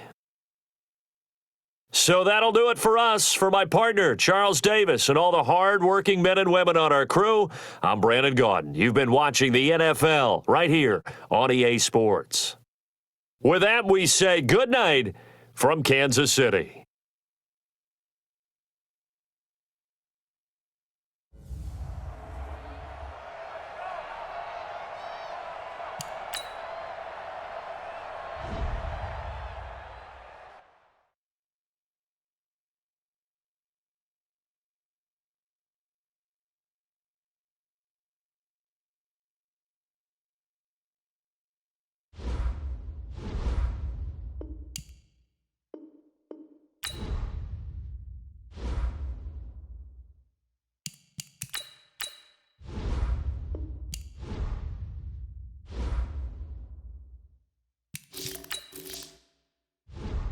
Select the team you want to join. Start your seat.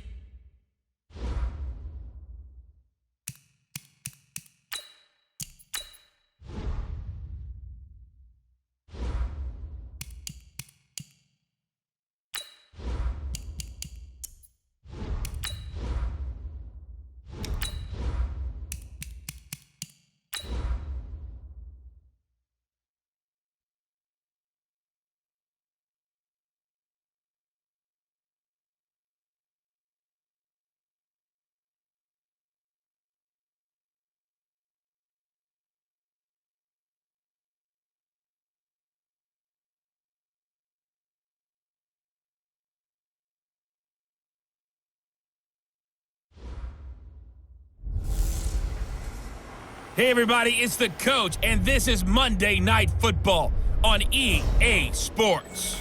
Up next, we've got what should be an intriguing matchup between the Cleveland Browns and the San Francisco 49ers. I'll be back at halftime to look at some of these stats and scores from Sunday's action. But for now, it's Monday Night Football. And to call the action, here are Brandon Gaudin and Charles Davis. From the host to Super Bowl 50 back in February of 2016, there's a look at the home of the 49ers, Levi's Stadium in Clara. Fanfare events to an end game in evidence a moment ago. Fireworks, pyrotechnics, you name it. This crowd is ready as their guys get set to match up between the Cleveland Browns and the San Francisco 49ers. Hi again, everyone. Brandon Gaudin alongside Charles Davis. And, Charles, you take a look at these 49ers as they interplay here. They come in with some fresh legs as they got the week off last week thanks to the early season bye. And usually you hope your bye comes a little bit later in the year. But when you get a chance to get fresh legs back, you take that time and you run with it. Meanwhile, for the Browns here, they were losers their last time out. They're going to try to get back in the win column, but obviously they're going to have to do that in a hostile environment. And sometimes that actually works to your advantage. Now you've got to band together your team, the us against the world mentality. Let's see if they can use it and get a victory.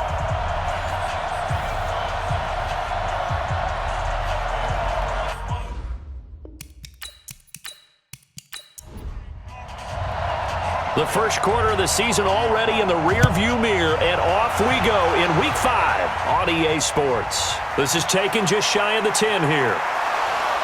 And they're going to start this drive in pretty good shape as they get it up past the 30. So here come the Browns for their first drive on offense. And they'll be led out by their quarterback, the former Louisville Cardinal, Teddy Bridgewater. Okay, I thought there was something to build on in last week's game by his performance. I thought he played fairly well overall. The numbers won't knock your socks off. 2 touchdown passes and an interception. The bottom line, though, they lost. Yeah. How does he eliminate that one interception, continue to take care of the ball, and maybe increase the number of times he puts the ball in the end zone with a receiver? This is Joe Mixon, 4th in the NFL in rushing last season. It's a 7-yard carry to set them up with a 2nd and 3.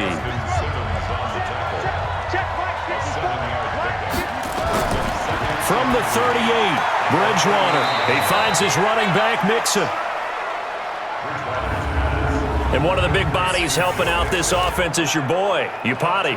And all he wants to do is have running plays called. Fire out and smack people. Just play number 3 here on the opening drive, and it's an early 3rd and 1. Bridgewater. Got a man, it's Ross, complete. And he'll be stopped right at midfield. It's a gain of 10, and the Browns are going to get a first down. They were in zone defensively, went with a crossing route.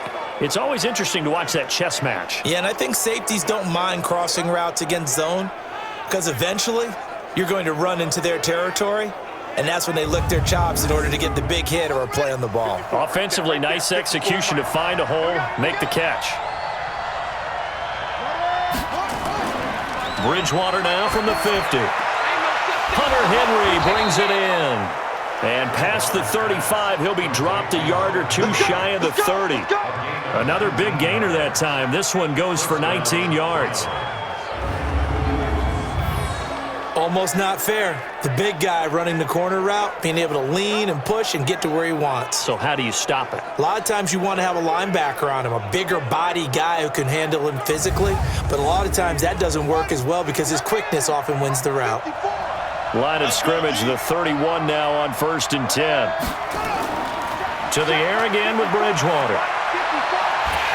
And he will lose yardage back to the 34-yard line. That's going to wind up a loss of a full 3 yards on 1st down. And never good on a pass completion there to go the wrong way, lost yardage. No, for some reason it seems to work better when you throw it downfield or you can move the ball downfield running it that way, doesn't it? But in this case, if you're the defensive guys, you're energized. It's a lost yardage play. That's going to feel good and look great in film. On 2nd down, here's Mixon. 1 yard officially on the pickup, and it'll leave them with a 3rd and 11. Well, look now at our starting defense. They currently sit at number 4 in the NFL in terms of stopping the run. Now if they could just get their pass defense in line, this unit would be really, really strong. And remember the conversation with the defensive coordinator? He wants them to rush the passer better. He wants to see the quarterback on the ground. They've got to create some sacks. And he said it starts early and often. We'll see if they can get to him. Bridgewater to throw it. Got his man. It's Williams.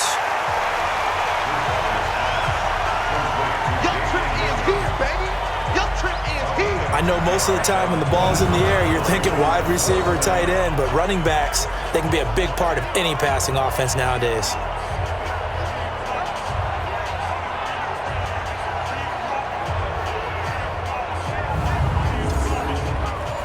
Now Mason Crosby on for the field. It'll come from the right hash. It's a 47-yard attempt. And this one is right down the middle. And the Browns are out to a 3-0 lead. So the opening drive does yield points, maybe not the 7 they wanted, but they'll take the 3. Accumulating first downs does not go up on the scoreboard, but it does go into the DNA of a team that's trying to establish itself to start a game. That has to feel pretty good for them. They'll take the 3. Yeah, they had 3 first downs and 3 points. So now here are the 49ers under third-year coach Kyle Shanahan. They'll be led out by the former Mississippi State product, the mobile quarterback Dak Prescott. and coming off of an early season open week. And in this situation, what he told us when we sat down with him was he spent a lot of time working on fundamentals, kind of getting back to basics during that time, as opposed to having to worry about healing up or resting up. It's too early in the season. Get back to the basics, get his game going again. Boy, nowhere to go at all on that first down run as they will get to him behind the line of scrimmage. It's a loss of a yard there, and it's second down. A tackle for loss there. 2 last week. He's tough to handle coming off the edge. And when you talk about a defensive end, your first thought is how does he rush the passer? That's where he makes his big plays getting into the backfield. But the best ones can play the run as well. And that's what we're seeing from him, that excellent combination of holding the point of attack and also getting upfield to make plays in the backfield. A loss of a yard there to start out. That leads to a 2nd and 11. Now left side, a completion to his tight end. 15 for the Niners there and a first down. Let's go! That's a good-looking play to me. The big tight end on a crossing route coming underneath. Sometimes he can gain some serious momentum going forward, can he? Yeah, he can indeed, and pretty well executed there.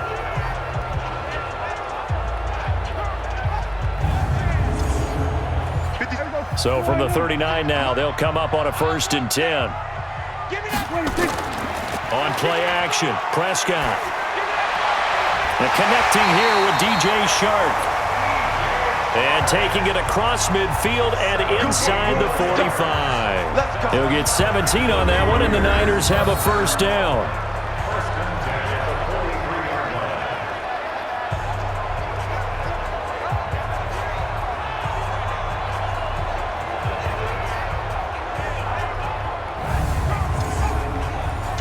So a 1st and 10 upcoming from Browns territory now at the 43. Now Prescott. And that'll be knocked away. It's incomplete. Darren Waller, the intended receiver. And that'll bring up 2nd down. And the starting crew now for San Francisco. And they should come in pretty well rested because they had their open week last week. Ideally, all teams want to have that open week later in the year rather than this early. But you make do with what they give you. So you take the time off, rest up, heal up, and come in ready to play. Just a couple there on the 2nd down run. Now they're staring at a 3rd and 8 situation. Time to look at the defensive starters for Cleveland. They're going to need to be strong against the run in this one. They're not an elite unit. They're not, as what you'd say, the top part of the league against the run. They're a solid group, though. They do a good job. What they're looking for in this one, though, is an elite performance. The line to gain is the 33 on 3rd down. Watch out. Prescott from the gun. And that's complete to Cooks. And he works it past the 30, almost to the 25. And they're going to have another first down as he's going to be tackled at the Browns' 27-yard line. I don't believe that this opening drive is surprising to either one of us after the time we spent with the coaching staff and players prior to the game. What about you? Absolutely. Not only that, but that big article in the paper this morning about their philosophy on starting games like you're shot out of a cannon, and that's what they've done. Very methodical here on this first drive. Yeah, so many teams talk about that fast start. We're actually seeing it happen right here in front of us. But now the kicker. Can they cap it off by putting the ball in the end zone? Give him 9 there on the first down completion. That last catch short of the marker by just a yard leaves him with a very manageable 2nd and 1. And he's taken down. This will be a Brown sack. The defensive end, Danielle Hunter, drops him. Well, nothing takes a start to have a good drive quite like a big loss on a sack, does it? Now they're looking at a 3rd and long, and suddenly the momentum shifted to the other side of the football. And old Mo is a very, very fickle man.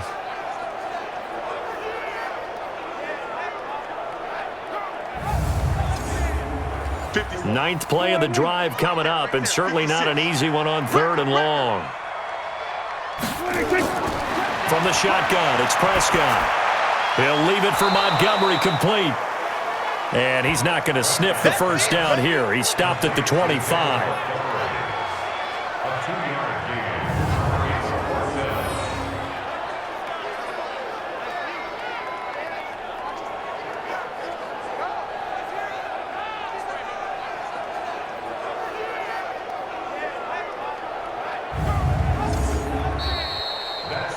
0 after 1 on EA Sports. 49ers nothing.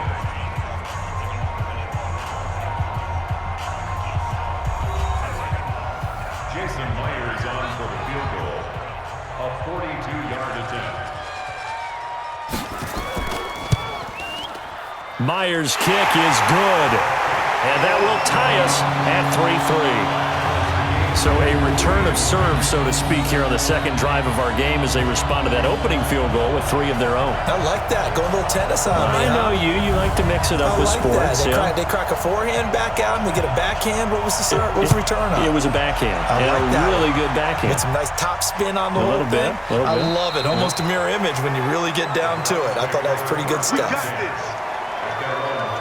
And now Cleveland geared up to take the field. And after the field goal last time, we'll see what they can get here. At least they got points out of the last drive, Charles. I never met an offensive coach that didn't want to drive to end with a kick. Most of them wanted to end with a PAT, right? In this case, a field goal, they'll take it. Way better than the alternative, which is a punt. Yeah, but you met fan bases that wanted that, that weren't happy with that field goal. I haven't met a fan base yet that wants to drive to end with a kick, other than the extra point. That's it. On second down now, Mixon looking for a seam, but finding none. He'll get back to the line of scrimmage, and that's it. No gain on the play, and it's going to bring up a third down. Throwing is Bridgewater. I know that speed is the hallmark of today's NFL game, but the key to good rushing defense is still having your linebackers set the edge. More problems here on third down. They've converted only once so far in this first half. And you know as well as I do in this league, if you don't win on third down, it makes it hard to win a ball game because then you're relying on your defense, you're relying on your special teams. You've got to get it done with your offensive unit. On fourth down, on is Corey Bojorquez to punt. Only 2 punts for him last week in the loss as he gets this one away. So a change of possession here on the punt. And the Niners will go on offense, 1st and 10. The San Francisco offense getting their last-minute instructions before they take over here. And last time able to get 3. It's not what they wanted. They wanted 6, but they got at least something. They mustered something out of the drive. They'll take it. I like the way you've described it. Not ideal, but they'll take it. Anything to put some points on the board. But this time on offense, they don't even want to see the field goal kicker trot on the field. They want that ball in the end zone. Yeah, they'll be going for 6. It'll go as a first down for San Francisco on a pickup of 16. How many times do we say in this game that speed kills, and it does it in so many different ways? In this case, you got a back who's quick and shifty, can make moves, make people miss, but also gets to and through a hole before it can close down. That's some of the benefits of that speed, not just out. That led to a really nice game. So, sir, after the pass play for 2 yards on first down. On second down, Montgomery. And he is swallowed up right at the line of scrimmage. Officially no gain on the play, and they're left with a 3rd and 8. On third down, it's Prescott. He's got his man. That's Hardman. And now the rookie's free. Touchdown, 49ers. Mecole Hardman with his first career NFL touchdown. And the 49ers have now taken the lead. And correct me if I'm wrong, that was just a simple fly route, wasn't it? No, there's nothing to correct at all. You've got it down pat. And I just remember as a player, when I'd be in practice sessions and I'd hear 9 from the receivers, that meant fly route, go, look out. That was the 9, and he just kept going all the way into the end zone for the touchdown. Extra point up and through by Myers. And the lead is now 10-3. A 4-play drive spanning 80 yards. And it's polished off by a touchdown for San Francisco.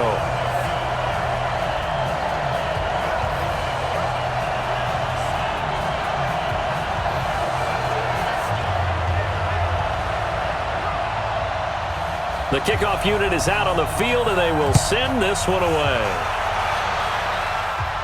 This will be fielded on the back line of the end zone. That's it, baby. We gonna work. Heading out as the Cleveland offense now as they get set to take over here. Just a lone field goal for them so far, trailing 10-3 as they come up 1st and 10.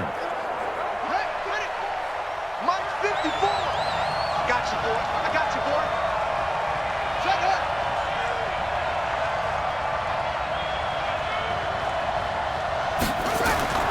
Bridgewater on 1st down. And that's complete to Sanders. And he's taken down but able to slip across the 35. That'll move the sticks for the Browns, a gain of 12. Mixon with a 1st down carry. And the reinforcements come in as they're going to stop him behind the line. Face mask. Defense. So they will accept the penalty and move forward. Automatic 1st down.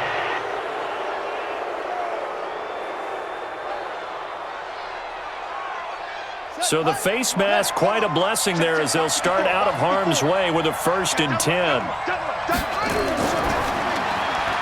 A quick throw now complete to Ross. I call it no gain there on the 1st down play.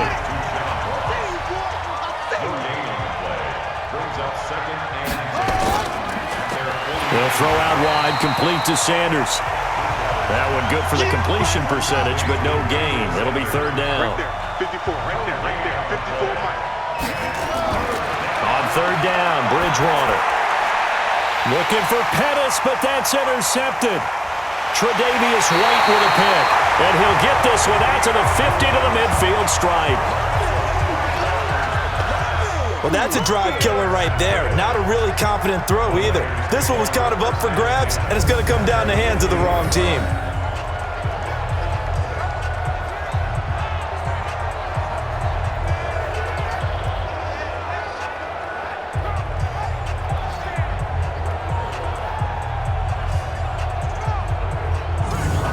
San Francisco gets set to go here. They had to go a long way on their last drive to score the touchdown. This time they get at least a little bit more of a cushion with field position. I have to think that with this field position, after what they did on the last drive, they might want to take a shot right now and try and cut down the length of the drive. Good starting field position for them here as they come up 1st and 10 right at the 50-yard line. And just no chance of turning the corner. He can only get back to the line of scrimmage. 2nd and 10 coming up. Prescott now from the 50. That's complete to his tight end. This is Lance Kendricks. And he was able to shed the tackle, but the reserves come in for the stop. 1:57 to go in this 1st half on EA Sports. This defense tightening up a bit. That last catch just 1 yard, making it 3rd and 9. Now Montgomery, he's got it on the draw. And that play goes nowhere. Taken down, losing yardage. 50 right heel. It'll be a yard, and it'll be 4th down. He came out ready to play. That's 3 tackles for a loss, Charles. We're only in the 2nd quarter. And that's problematic for the guys trying to run offense because that means he's got a pretty good idea of what they're doing and is actually beating them to the point of attack and making those plays. I'm going to have to think about some misdirection or something to try and get him away from the ball. He gets us away. It's a good one, drawing toward the sidelines. Getting set to go again here, Teddy Bridgewater coming back onto the field. He's got to dig deep here, doesn't he? Team's losing. He's not playing well either. And they always tell you, don't press. You'll make things a little bit worse. But in this particular situation, you try and heighten your play a little bit. So far, he's thrown 1 interception. He wants to bounce that off with at least 1 touchdown pass in order to get his team back moving forward. Just a yard on the catch there. It'll be 2nd and 9. They only got a yard out of that last completion, and that makes this 2nd and 9. They try to throw on 2nd down, but this one is incomplete. After an incomplete pass on 2nd down, that'll leave them trying to convert on 3rd and 9. From the shotgun, it's Bridgewater. Complete, it's Henry. And they're going to mark him down short, maybe by about a yard, if that. The 49ers now going to use the first of their timeouts as the stoppage will come with a little under a minute to go in this 1st half. And he gets it away, a directional kick going toward the sideline. This will be out of bounds, and they spotted it at the 15-yard line. Not too bad. Prescott of the offense heading back onto the field. He's played a pretty clean first half, a touchdown, no interceptions. Frankly, that's what they expect out of him. They want to see the ball thrown and thrown well, and he's able to do that and put it in the end zone. They'd love to see more of that before this game finishes. But right now, he's got his team in a good spot. A good spot, maybe looking for touchdown pass number 2 here in the second quarter. Face mask. Defense. So that one will be accepted. Get ready. Get ready. Automatic first down.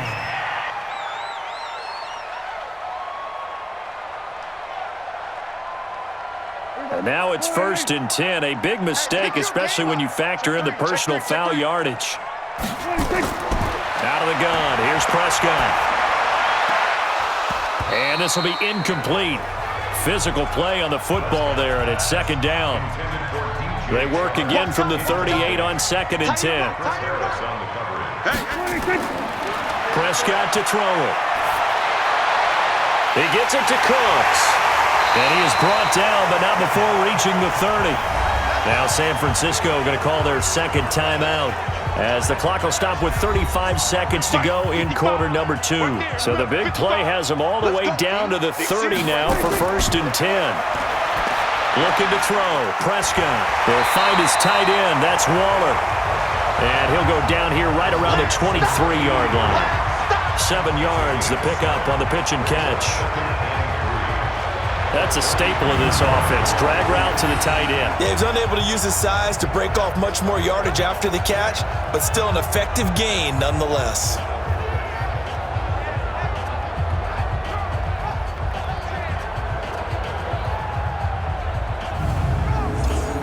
Able to get 7 on that first down pass play. 2nd and 3. Now a timeout signaled for, and they'll get it with 10 seconds to go before halftime. So on 2nd down, the field goal unit is on here as they try to get 3 before half. He hit his first, this one from 40 yards out. And Myers able to knock it through. And they will stretch their lead to 10 now at 13-3. So a capper there to a pretty good first half. And I love the way that they put a chokehold on the clock and pretty much drained everything before they put the field goal on the board as they headed into the half. The kickoff team on the field now as they will send this one away. Fielded about a yard deep. And not a bad return here. He gets it out to the 25-yard line. The Browns drive about to get started. Time here for likely one play, then off to the locker room, and they're going to have some adjustments to make. They certainly will, and I think a lot of people are thinking to themselves, all right, take the knee, get out of here, regroup.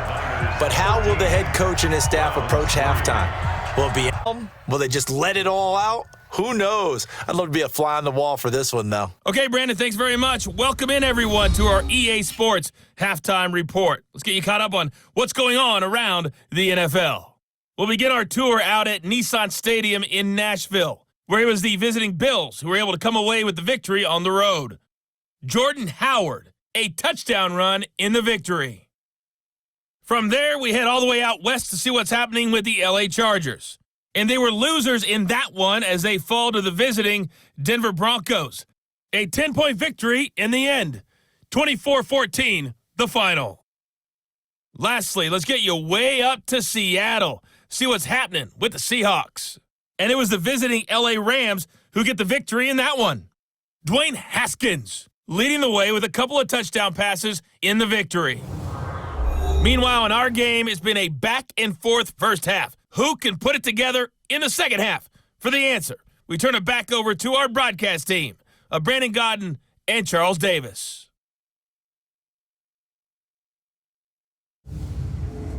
All right, Coach, thank you, and we welcome everyone back for quarter number 3. And this will not be returnable. It's out of the back of the end zone for a touchback. Here comes the 49ers offensive unit as they'll have it first to begin this third quarter. They built a good first-half lead. Now they have a chance to add on to it. And what I'm thinking is that the offensive staff spent the entire halftime just working with them on, here's what we think they're going to do to attack us in the second half. Nice first half that we've had, guys, but be prepared for some change-ups. We're going to see them when we kick it off in the second half. See how they handle any adjustments that might be made defensively.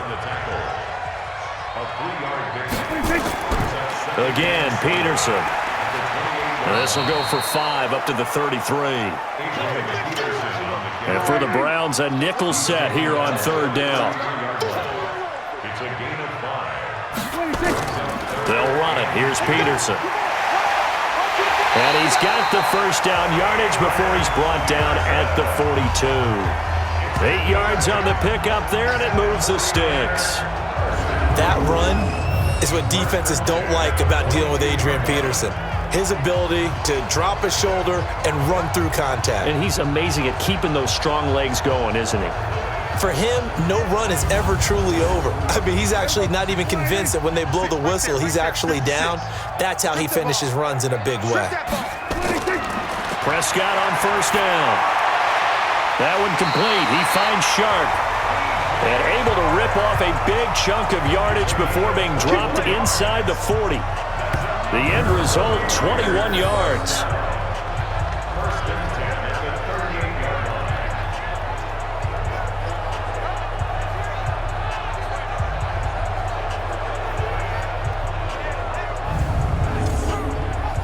So a 1st and 10 upcoming from Browns territory now at the 38. Now it's AP, Adrian Peterson. And he'll be brought down, losing yardage back at the 40. It's a loss of 2 there, bringing up second down. Run coverage, excellent there from the defensive end position. How many times do we sit with coaches and they talk about a base defensive end, a guy who can anchor and play with leverage? We just saw a great example of it. And how about the bonus, tackling the runner for a loss?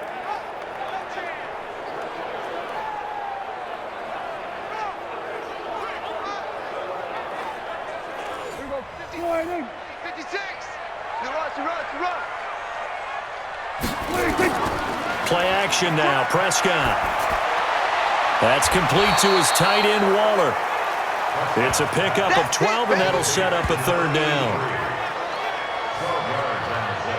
So much goes into a successful play, doesn't it? How about that play action there, freezing the defense just enough to bring the tight end free downfield for the completion.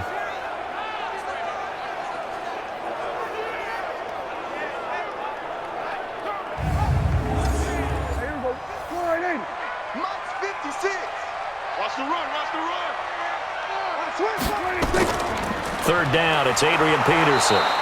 He's not going to get there. That won't even be close. It was blown up in the backfield. That'll back him up 2 yards and also bring up 4th. Now, they struggled to get him rolling on the ground in the first half, and that's sort of continuing here in the third quarter. Biggest team game, feeding the horse, and I believe he'll eventually reward them, especially as we get deeper in the game. So now the field goal unit trots out there for the 3rd time tonight. It'll come from the right hash. It's a 47-yard attempt. And that is not going to get there. Oh, he missed it short. It's no good. And this score will stay right where it is.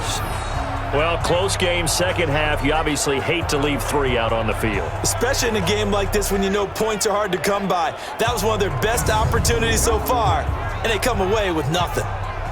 Here's the Browns now. They get set for their first possession of the third quarter. They trail offense, first time to touch the ball in quarter 3, and we'll see what they can do. And I can't wait to see what they have planned, because some teams script to start a half. Other teams just go, okay, these are the sequence of plays we want to run. These things worked well for us. And sometimes they throw in that big chunk play right away. Shocker. Try and get after them early and try and create a big play to give themselves some momentum. See what they have up their sleeve. They're throwing to start the drive, but that one incomplete. Well, this secondary has done such a good job of frustrating these receivers tonight. Another example right there on the deep ball. Sometimes when the sun goes down and it's just the bright lights in the stadium, there's a little extra spring in their step, doesn't it? And that's what we're seeing from the defenders. Doesn't matter whether it's man or zone, deep ball, short ball, that one there, making plays on the football, contesting everything. Now throwing on third down there, but he cannot connect. Well, we're into the second half now, and this is an offense that continues to struggle to sustain a drive. Looks like they're just totally out of sync, whether they're running the ball, passing the ball like we saw there. I don't know. The rhythm seems off.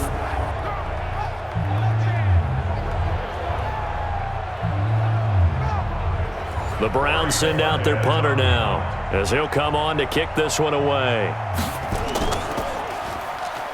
Now 49er pressure, and they get it. It's blocked. Taking it right down Broadway. And they will score. It's a 49er touchdown. As his guys are in for 6. And the Niners are able to stretch their lead. Still plenty of time left in the game, but now starting to pull away a little bit. Get some breathing room with that one. And I don't want people to think that NFL locker rooms are cookie cutter, that everyone's saying the exact same thing in every situation. But I do know that all 32 teams have an emphasis on starting fast. Game, the second half, no matter what, whether it's first 5 minutes, first 3, whatever, this was a big score to start the second half. Myers connects on the PAT, and that'll make this a 3-score game now. The lead moves to 17.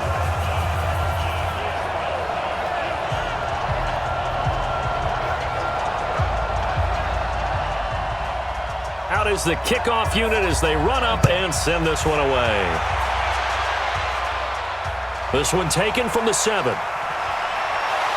Solid return, pretty good field position. They'll start at the 32-yard line.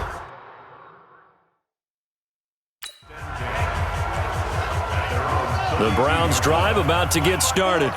Let's go, D. It's going to be a long day. They'll try to get the run game going. This is Mixon. And they're able to swarm him behind the line, and his rough night continues. That's going to go as a loss of 1 on first down.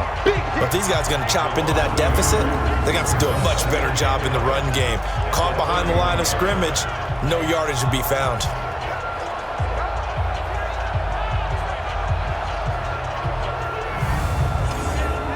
After the loss to start out, here's 2nd and 11. It's our field. It's our field. Go. Hey, it's our field. Throwing, Bridgewater to Mixon on the check down. Just a 1-yard pickup on the play, and it'll be 3rd and 10 now. This offense in desperate need of a conversion as they come up on 3rd down. To throw is Bridgewater. Nowhere to escape, and he goes down. Sheldon Rankins abruptly ends that play with a sack. I think we've seen this before. Someone's down 3 scores. That situation there, it's just going to add to their growing frustrations, don't you think? Yeah, a bad number 3 right now. 3-score game, 3rd quarter. Not what they wanted, and you can tell on the sideline, those faces are getting a little bit longer as this one goes. The Browns send out their punter now. Remember, though, he did have one blocked earlier. And he gets this away, angled for the sideline with a lot behind it. Wow. And they won't risk defending a return here. That one's out of bounds, and it'll be spotted at the 14-yard line. The San Francisco offense getting their last-minute instructions before they take over here. And now you've got the clock winding down here in the 3rd quarter. You're 3 scores to the good. What's your approach on this drive? Too early to fully commit to playing the clock game. Yet at the same time, you're also not going pell-mell like you would in 2-minute offense. This is what NFL offenses call 4-minute football. Take the clock out of the game a little bit, wind it down, but at the same time, keep advancing the ball down the field. Had the nifty footwork, but only able to get it to his own 20. Complete to DJ Chark. It's a gain of 2. Brings up 3rd and short yardage. Prescott able to find Waller. That's complete. And he'll be brought down on what's going to turn out to be the final play of this 3rd quarter. His 5th catch tonight, and it's good for a first down.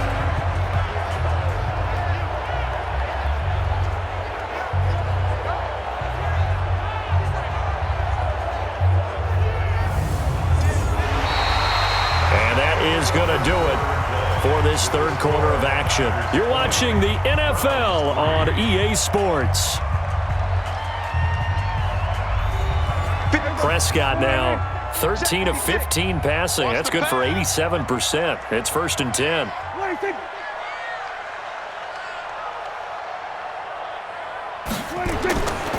Now a run with Peterson.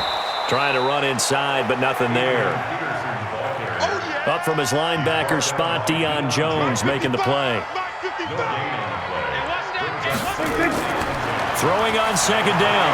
Prescott, and that's complete to Cooks. The catch and run, good for 24 yards. Let's go, boys. Bring it up. And defensively, they just don't seem to have much of an answer for this passing game. Not at all. Look at the confidence that's exhibited here. With that type of a lead, clock on their side, instead of running it, they're still throwing it, trying to pick up 1st downs and keeping the football.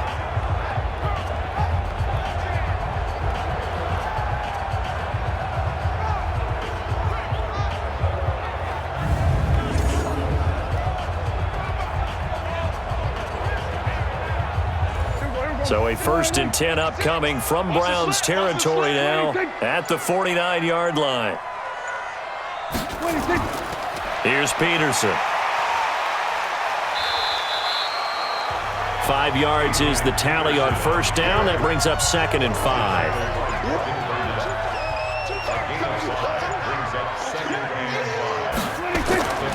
They run again with Peterson. And he'll lose yardage on the play back at the 45-yard line. The tally there, -2 yards, brings up 3rd down. Brandon, it's clearly a running situation when you're up in the 4th quarter. They're going to have to stack the box and make it difficult for them to move the ball. Made it very difficult right there. Now they need to repeat that effort. Yeah, bring 7, 8, 9, whatever it's going to take to slow them down. The Niners on 3rd down. They've hit 4 of 7. This will be 3rd and 6. From the shotgun, it's Prescott.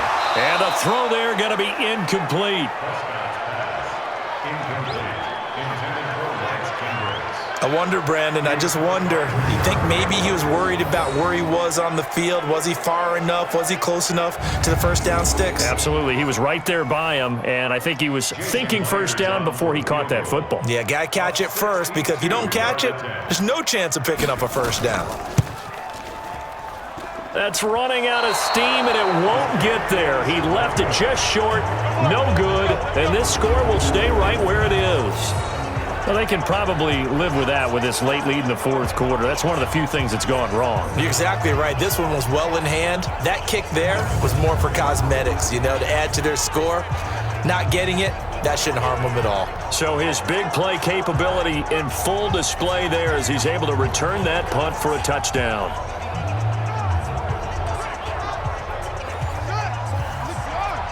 Check. Watch it before. Oh, yeah, I'm coming. On 1st and 10, Bridgewater. And nowhere to fit that football in. It's knocked away and incomplete. He was looking that time for Dante Pettis, and it's 2nd down. Throwing again, Bridgewater on 2nd and 10. It's caught by Sanders. That's good for a Cleveland. This quarterback now, 5 straight completions here in this 2nd half. 1st and 10. Bridgewater to throw it. He's going to have the hook up to Ross. And this will go as a gain of 7 as he gets it to the 30-yard line. Able to get 7 on that 1st down pass play. 2nd and 3. Here's Bridgewater. Got a man open. It's Ross. And inside the 20 before he's brought down. Finally, a first red zone opportunity for these guys. They have a 1st and 10 at the 18. Out of the shotgun, they run with Mixon. And they'll get him down right around the 16. 2 yards on the pickup there. It'll be 2nd and 8. Again, it's Mixon. And it's been like this all night long. Nowhere to run as they stop him behind the line. Officially, it will go as a 1-yard loss, and that's going to lead to a 3rd down. This linebacking core, they've done a good job of keeping that running game in check, haven't they? They certainly have, and what they'll also do when this game is over, is thank the guys up front, the big defensive line, because they've kept them clean, so to speak, not letting blockers get to them, allowing them to run to the football and keep that running game bottled up. Well, they don't need to run another play here before the 2-minute warning. Let's see if they do it anyway. On third down, Bridgewater. And he's not able to get away. Sacked back at the 22. 2 minutes left to play in this football game here on EA Sports. So the Browns in possession of the football here as we get you reset. They come up on a fourth down situation with things not looking particularly rosy. To throw, Bridgewater. And he'll take it into the end zone for a Browns touchdown. Traquan Smith, his first touchdown on the year. And the Browns make some inroads here on that deficit. And that touchdown puts us in a position to have a discussion, doesn't it? Now it'll be a 2-score game after the conversion. Yeah, I mean, there's no doubt with a 2-score game they're going to have to onside kick it. We'll just see if they've got a miracle up their sleeve. And you wonder what onside kicks they're going to use and in what sequence if they hope to have a chance to win this game.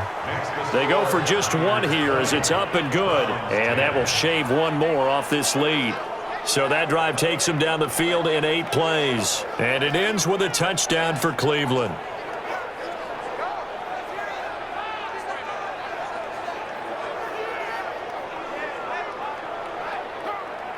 Two scores down, 3 timeouts left. Still a chance if they can somehow get this one back. And the 49er hands team does its job. They knew they needed a miracle. They had to have that onside kick. They didn't get it. Well, as we knew, even before they put the toe to the leather on that one, their chances of getting that done, slim and none.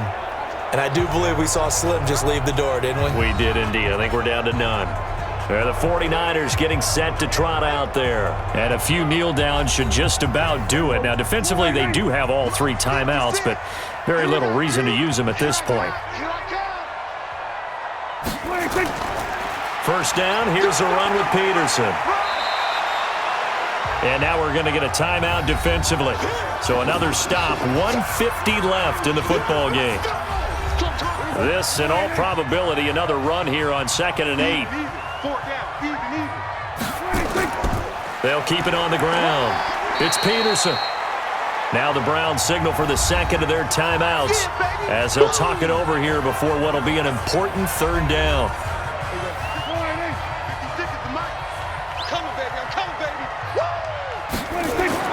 Prescott.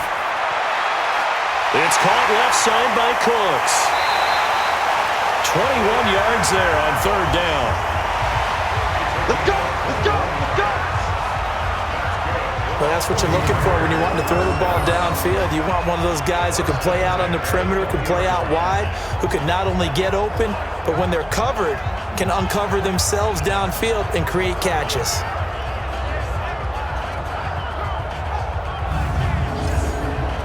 And not totally home free yet, but it's looking good as they come up 1st and 10. They run with Peterson. He's been busy tonight.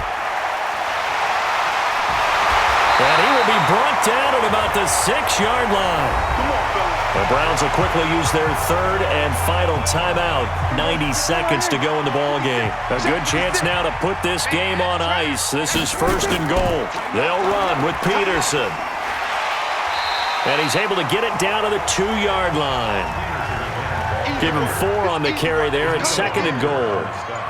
From the 2 now, 2nd and goal. Come on, QB, come on. A toss play. This is Peterson. And across the goal line, into the end zone. Touchdown, 49ers. Adrian Peterson. His 2nd touchdown on the season. And the Niners are able to stretch their lead. And to me, that touchdown allows you to start grinning widely on your sideline. I think they pretty much locked this one away. Yeah, that's the clincher, the proverbial icing on the cake, if you will.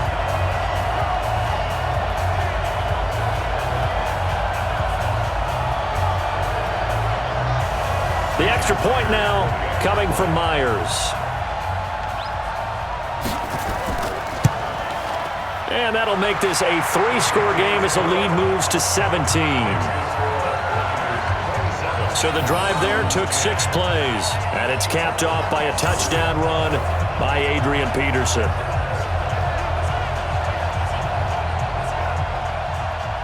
Set now to kick this one away, and off it goes.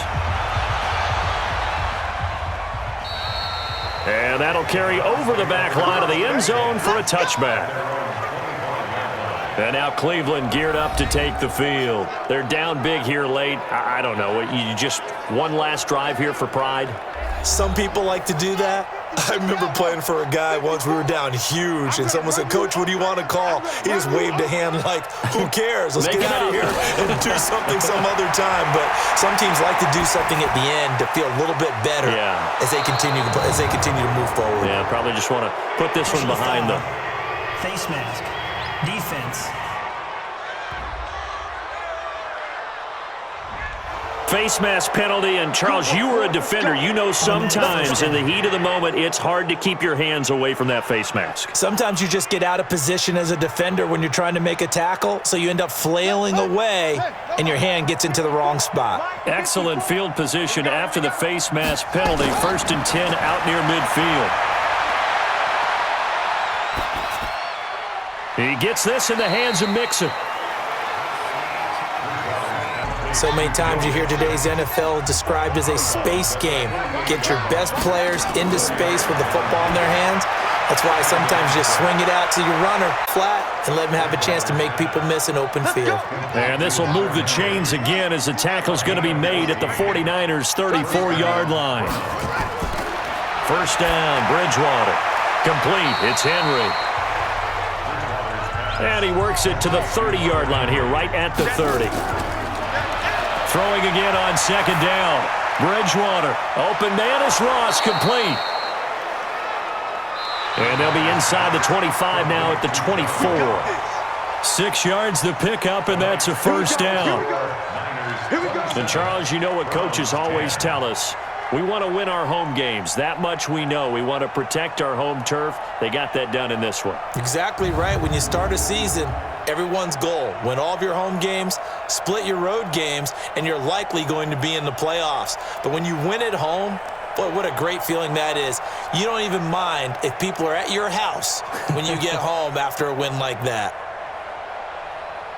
So for San Francisco, they're on a nice early roll as they move to 3-1 with a win here. And they will hit the road next week to take on the Los Angeles Rams. Meanwhile, for the Browns, they'll fall to 1-4 with a loss. And they'll get a chance to redeem themselves at home next week.